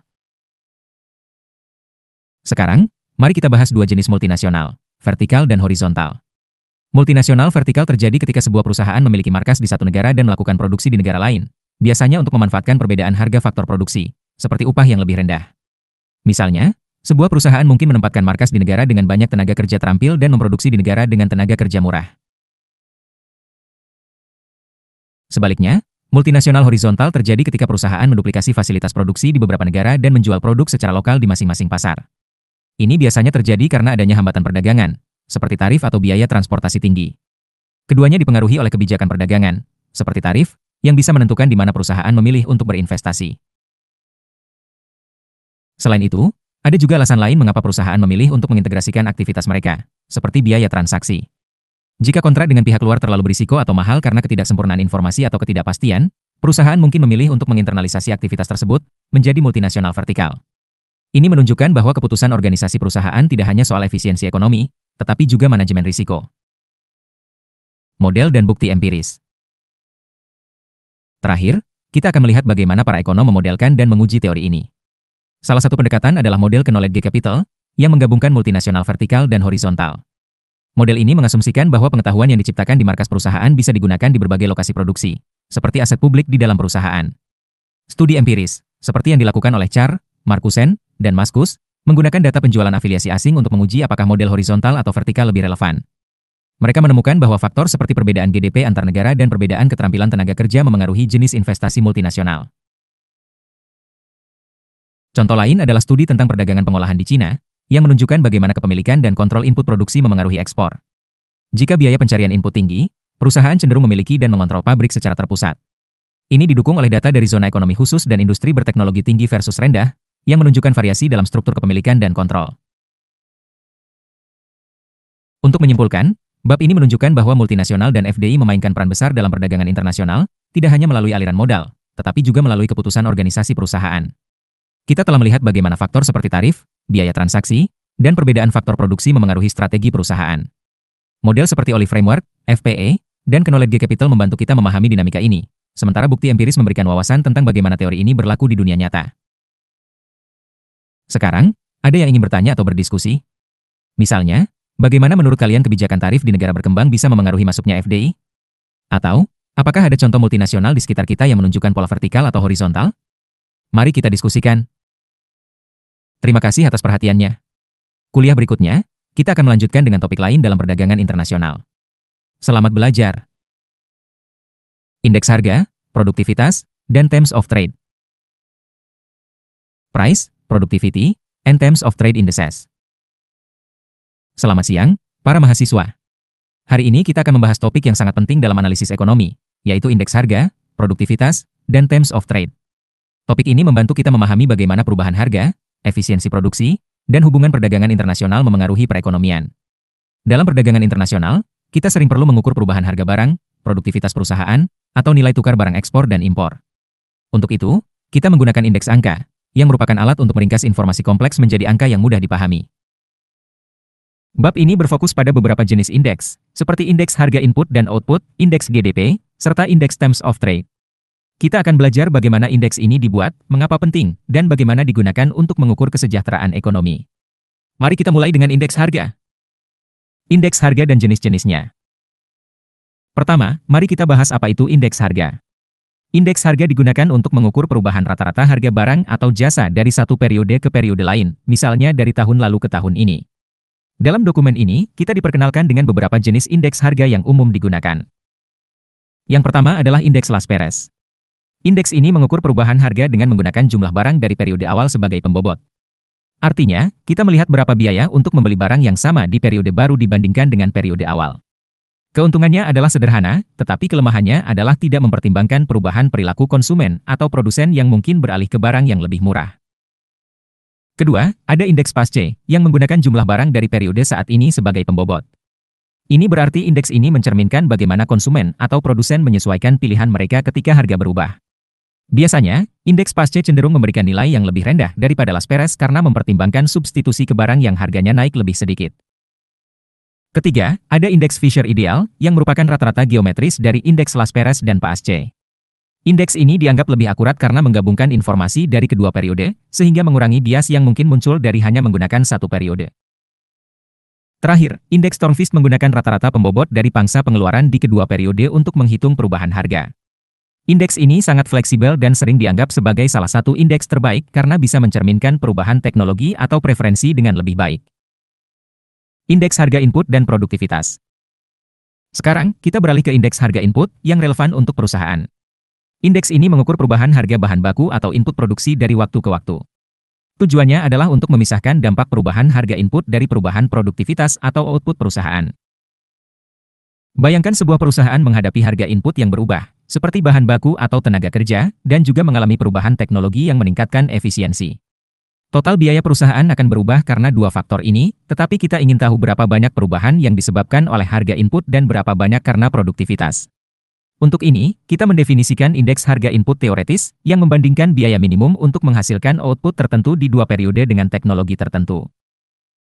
Dalam kasus teknologi konstan, indeks Las Perez memberikan batas atas untuk indeks harga input teoretis, sementara indeks PASCE memberikan batas bawah.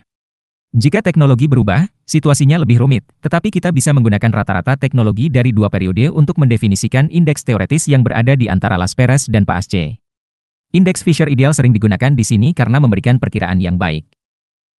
Untuk produktivitas, kita menggunakan konsep Total Factor Productivity, TFP. TFP mengukur seberapa efisien perusahaan menggunakan input untuk menghasilkan output dengan mempertimbangkan perubahan teknologi. Dengan indeks Stormfist, kita bisa memisahkan perubahan TFP dari perubahan harga input dan output. Misalnya, jika sebuah perusahaan menghasilkan lebih banyak dengan input yang sama, ini menunjukkan peningkatan TFP yang bisa diukur dengan membandingkan perubahan harga input dan output. Indeks harga GDP dan terms of trade. Selanjutnya, kita akan membahas indeks harga GDP yang mengukur perubahan harga barang dan jasa yang dihasilkan dalam suatu perekonomian. Berbeda dengan indeks input yang berfokus pada biaya, indeks GDP berfokus pada pendapatan maksimum yang bisa dihasilkan dari sumber daya tertentu. Indeks ini mencakup harga barang ekspor dan impor, termasuk input perantara yang diimpor. Sama seperti indeks input, indeks Las-Perez dan PASC memberikan batas untuk indeks harga GDP teoretis, tetapi arahnya berlawanan karena kita memaksimalkan pendapatan, bukan meminimalkan biaya. Dalam praktiknya, seringkali indeks Las-Perez lebih besar dari PASC, sebuah fenomena yang disebut Gerschenkron Effect, yang bisa menjadi tanda adanya perubahan teknologi atau sumber daya. Kita juga bisa memisahkan efek Terms of Trade dari indeks GDP. Terms of Trade mengukur perubahan harga barang ekspor relatif terhadap harga barang impor. Jika harga ekspor naik lebih cepat daripada harga impor, ini meningkatkan kesejahteraan ekonomi karena negara bisa membeli lebih banyak barang impor dengan ekspor yang sama. Dalam dokumen ini, Terms of Trade didefinisikan sebagai rasio antara indeks harga GDP dan indeks biaya hidup, Cost of Living Index, yang hanya mempertimbangkan barang konsumsi domestik. Dengan menggunakan indeks Stormfist, kita bisa memisahkan perubahan GDP nominal menjadi beberapa komponen, pertumbuhan produktivitas, perubahan Terms of Trade, perubahan harga barang domestik, dan pertumbuhan sumber daya. Jika kita ingin mengukur kesejahteraan konsumen, lebih tepat menggunakan indeks biaya hidup sebagai deflator, bukan indeks GDP, karena ini mencerminkan harga barang yang benar-benar dikonsumsi. Pengukuran real GDP antar negara. Terakhir, kita akan membahas pengukuran real GDP antar negara, yang penting untuk membandingkan kesejahteraan atau output ekonomi di berbagai negara. Ada dua pendekatan, pengukuran dari sisi produksi, output side, dan dari sisi pengeluaran, expenditure side. Dari sisi produksi, real GDP mencakup harga ekspor dan impor, mencerminkan total output ekonomi. Dari sisi pengeluaran, real GDP hanya mempertimbangkan harga barang konsumsi, investasi, dan pengeluaran pemerintah, sehingga lebih mencerminkan kesejahteraan konsumen.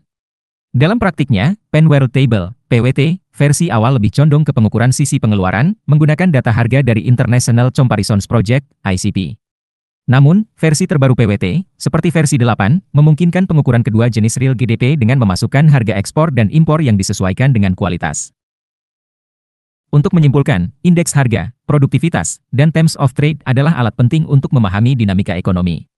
Indeks seperti Las-Perez, PASC, Fisher Ideal, dan Stormfist membantu kita mengukur perubahan harga dengan akurat, sementara TFP dan indeks Terms of Trade memungkinkan kita memisahkan efek produktivitas dan perdagangan internasional. Pengukuran real GDP antar negara juga menunjukkan pentingnya memilih perspektif yang tepat, apakah dari sisi produksi atau kesejahteraan. Ada pertanyaan atau diskusi? Misalnya, bagaimana menurut kalian Terms of Trade memengaruhi kesejahteraan di negara seperti Indonesia, yang banyak mengekspor komoditas? Atau, mengapa penting memilih indeks harga yang tepat? Silakan kita bahas. Distracted Choice Models dalam perdagangan internasional. Distracted Choice Models.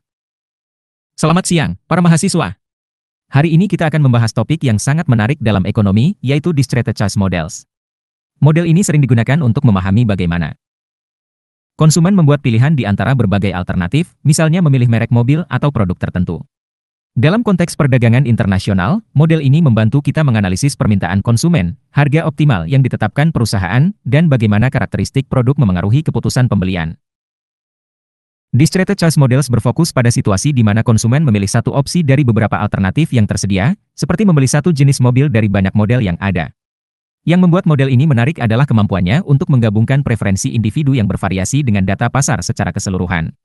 Kita akan belajar bagaimana model ini dibangun, bagaimana permintaan dihitung, dan bagaimana kita bisa menggunakannya untuk memahami perilaku pasar. Mari kita mulai. Dasar-dasar Distracted Choice Models. Pertama, mari kita pahami apa itu Distracted Choice Models. Bayangkan ada sekelompok konsumen yang harus memilih satu produk dari beberapa opsi, misalnya memilih satu merek ponsel dari berbagai merek yang tersedia. Setiap konsumen mendapatkan kepuasan, utility, dari produk yang dipilih, yang terdiri dari dua bagian, kepuasan umum yang sama untuk semua konsumen, dan kepuasan tambahan yang bersifat acak dan berbeda untuk setiap individu. Kepuasan tambahan ini mencerminkan preferensi pribadi yang tidak bisa diukur langsung, seperti selera atau kebiasaan. Konsumen akan memilih produk yang memberikan kepuasan tertinggi. Karena ada unsur acak dalam kepuasan, kita bisa menghitung probabilitas bahwa seorang konsumen akan memilih produk tertentu. Probabilitas ini dianggap sebagai pangsa pasar, market share, produk tersebut di populasi konsumen. Untuk menghitung probabilitas ini, kita perlu tahu distribusi dari komponen acak dalam kepuasan konsumen. Salah satu pendekatan penting dalam Distracted Choice Models adalah teorema dari S1MCH Pronunciation Faden. Teorema ini menunjukkan bahwa jika komponen acak dalam kepuasan mengikuti distribusi tertentu, disebut Generalized Extreme Value, maka kita bisa menjumlahkan keputusan individu menjadi kepuasan agregat untuk konsumen representatif. Kepuasan agregat ini memungkinkan kita menghitung permintaan pasar dengan cara yang sederhana, menggunakan prinsip yang disebut Roy's Identity, yang menghubungkan perubahan harga dengan permintaan. Logit dan Nested Logit Models. Sekarang, kita akan melihat dua contoh spesifik dari Distributed Choice Models, Logit dan Nested Logit. Pertama, model Logit adalah model yang sederhana namun sangat umum digunakan. Dalam model ini, komponen acak dalam kepuasan konsumen dianggap independen antar produk dan mengikuti distribusi ekstrim. Hasilnya, probabilitas bahwa konsumen memilih produk tertentu bergantung pada kepuasan dasar produk tersebut relatif terhadap total kepuasan dari semua produk. Misalnya, jika kita mempertimbangkan harga, karakteristik produk, seperti ukuran atau kualitas, dan pendapatan konsumen, model Logit memungkinkan kita menghitung pangsa pasar setiap produk berdasarkan faktor-faktor ini. Namun, model Logit punya kelemahan yang disebut Independence of Irrelevant Alternatives. Ini berarti perubahan harga atau karakteristik produk lain tidak memengaruhi rasio permintaan relatif antara dua produk tertentu, yang kadang-kadang tidak realistis. Untuk mengatasi kelemahan ini, kita punya model Nested Logit. Dalam model ini, produk dikelompokkan ke dalam kategori, misalnya mobil kecil dan mobil besar. Konsumen pertama-tama memilih kategori, lalu memilih produk dalam kategori tersebut. Komponen acak dalam kepuasan tidak lagi independen, tetapi berkorelasi dalam satu kategori. Misalnya, seseorang yang menyukai satu mobil kecil cenderung juga menyukai mobil kecil lainnya. Ini membuat model Nested Logit lebih fleksibel dalam menangkap pola substitusi antar produk. Dalam kedua model ini, kita bisa memperkirakan parameter preferensi konsumen, seperti seberapa sensitif mereka terhadap harga dan biaya produksi perusahaan, meskipun kita hanya punya data pasar seperti pangsa pasar dan harga. Kita juga bisa menghitung harga optimal yang ditetapkan perusahaan dengan mempertimbangkan bagaimana perubahan harga memengaruhi permintaan. Distributed Choice dengan kuantitas kontinu. Selanjutnya, kita akan memperluas Distributed Choice Models untuk memungkinkan konsumen memilih kuantitas produk secara kontinu, bukan hanya memilih satu unit atau tidak sama sekali. Bayangkan konsumen masih memilih satu produk dari beberapa opsi, tetapi setelah memilih, mereka bisa membeli jumlah tertentu dari produk itu, misalnya berapa banyak liter bensin atau berapa banyak pakaian. Dalam model ini, kepuasan konsumen bergantung pada pendapatan, harga, dan karakteristik produk, tetapi sekarang pendapatan tidak masuk secara linear. Setelah konsumen memilih produk, jumlah yang dibeli dihitung berdasarkan perubahan kepuasan akibat harga dan pendapatan menggunakan Royes Identity. Permintaan total untuk produk adalah hasil kali probabilitas memilih produk dengan jumlah yang dibeli. Teorema E1MCH Pronunciation Faden masih berlaku di sini. Kita bisa menjumlahkan keputusan individu menjadi kepuasan agregat, yang memungkinkan kita menghitung permintaan pasar. Salah satu hasil menarik adalah bahwa dengan asumsi tertentu tentang komponen acak, sama seperti di model Logit, kita bisa mendapatkan fungsi kepuasan agregat yang berbentuk CS, Constant Elasticity of Substitution. Ini berarti permintaan pasar mirip dengan model CS yang sering digunakan dalam perdagangan internasional, di mana konsumen bisa mengganti satu produk dengan produk lain dengan elastisitas tertentu. Kita juga bisa memperluas ini ke model Nested CS, di mana produk dikelompokkan ke dalam kategori, mirip seperti Nested Logit. Dalam model ini, permintaan untuk produk tertentu mencerminkan tiga hal, permintaan kontinu seperti dalam model sederhana, pangsa produk dalam kategorinya, dan pangsa kategori dalam total permintaan. Model ini sangat berguna, misalnya, untuk menganalisis perdagangan melalui perantara, seperti pedagang di Hong Kong yang menghubungkan perusahaan di Cina dengan pasar global. Aplikasi dan estimasi. Terakhir, mari kita lihat bagaimana Distributed Choice Models digunakan dalam penelitian. Model ini sering digunakan untuk mempelajari pasar dengan persaingan tidak sempurna, seperti industri otomotif. Misalnya, penelitian oleh Goldberg dan oleh Berry, Levinson, dan Pakes menggunakan Nested Logit untuk menganalisis permintaan mobil di Amerika Serikat dan dampak kebijakan perdagangan seperti voluntary export restraint dengan Jepang.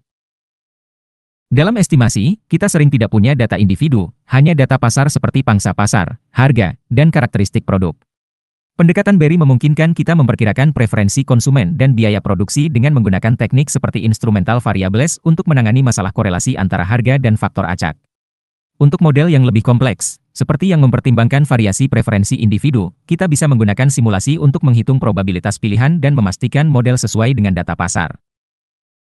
Untuk menyimpulkan, Distributed Choice Models adalah alat yang kuat untuk memahami perilaku konsumen dan strategi harga perusahaan dalam pasar yang kompetitif. Model Logit dan Nested Logit membantu kita menganalisis pilihan sederhana, sementara model dengan kuantitas kontinu, seperti CS, memungkinkan analisis yang lebih fleksibel. Aplikasi dalam perdagangan internasional menunjukkan bagaimana model ini membantu kita memahami dinamika pasar global. Ada pertanyaan atau diskusi? Misalnya, bagaimana menurut kalian Distributed Choice Models bisa digunakan untuk menganalisis pasar ponsel di Indonesia? Atau, apa tantangan dalam mengestimasi model ini dengan data terbatas? Silakan kita bahas.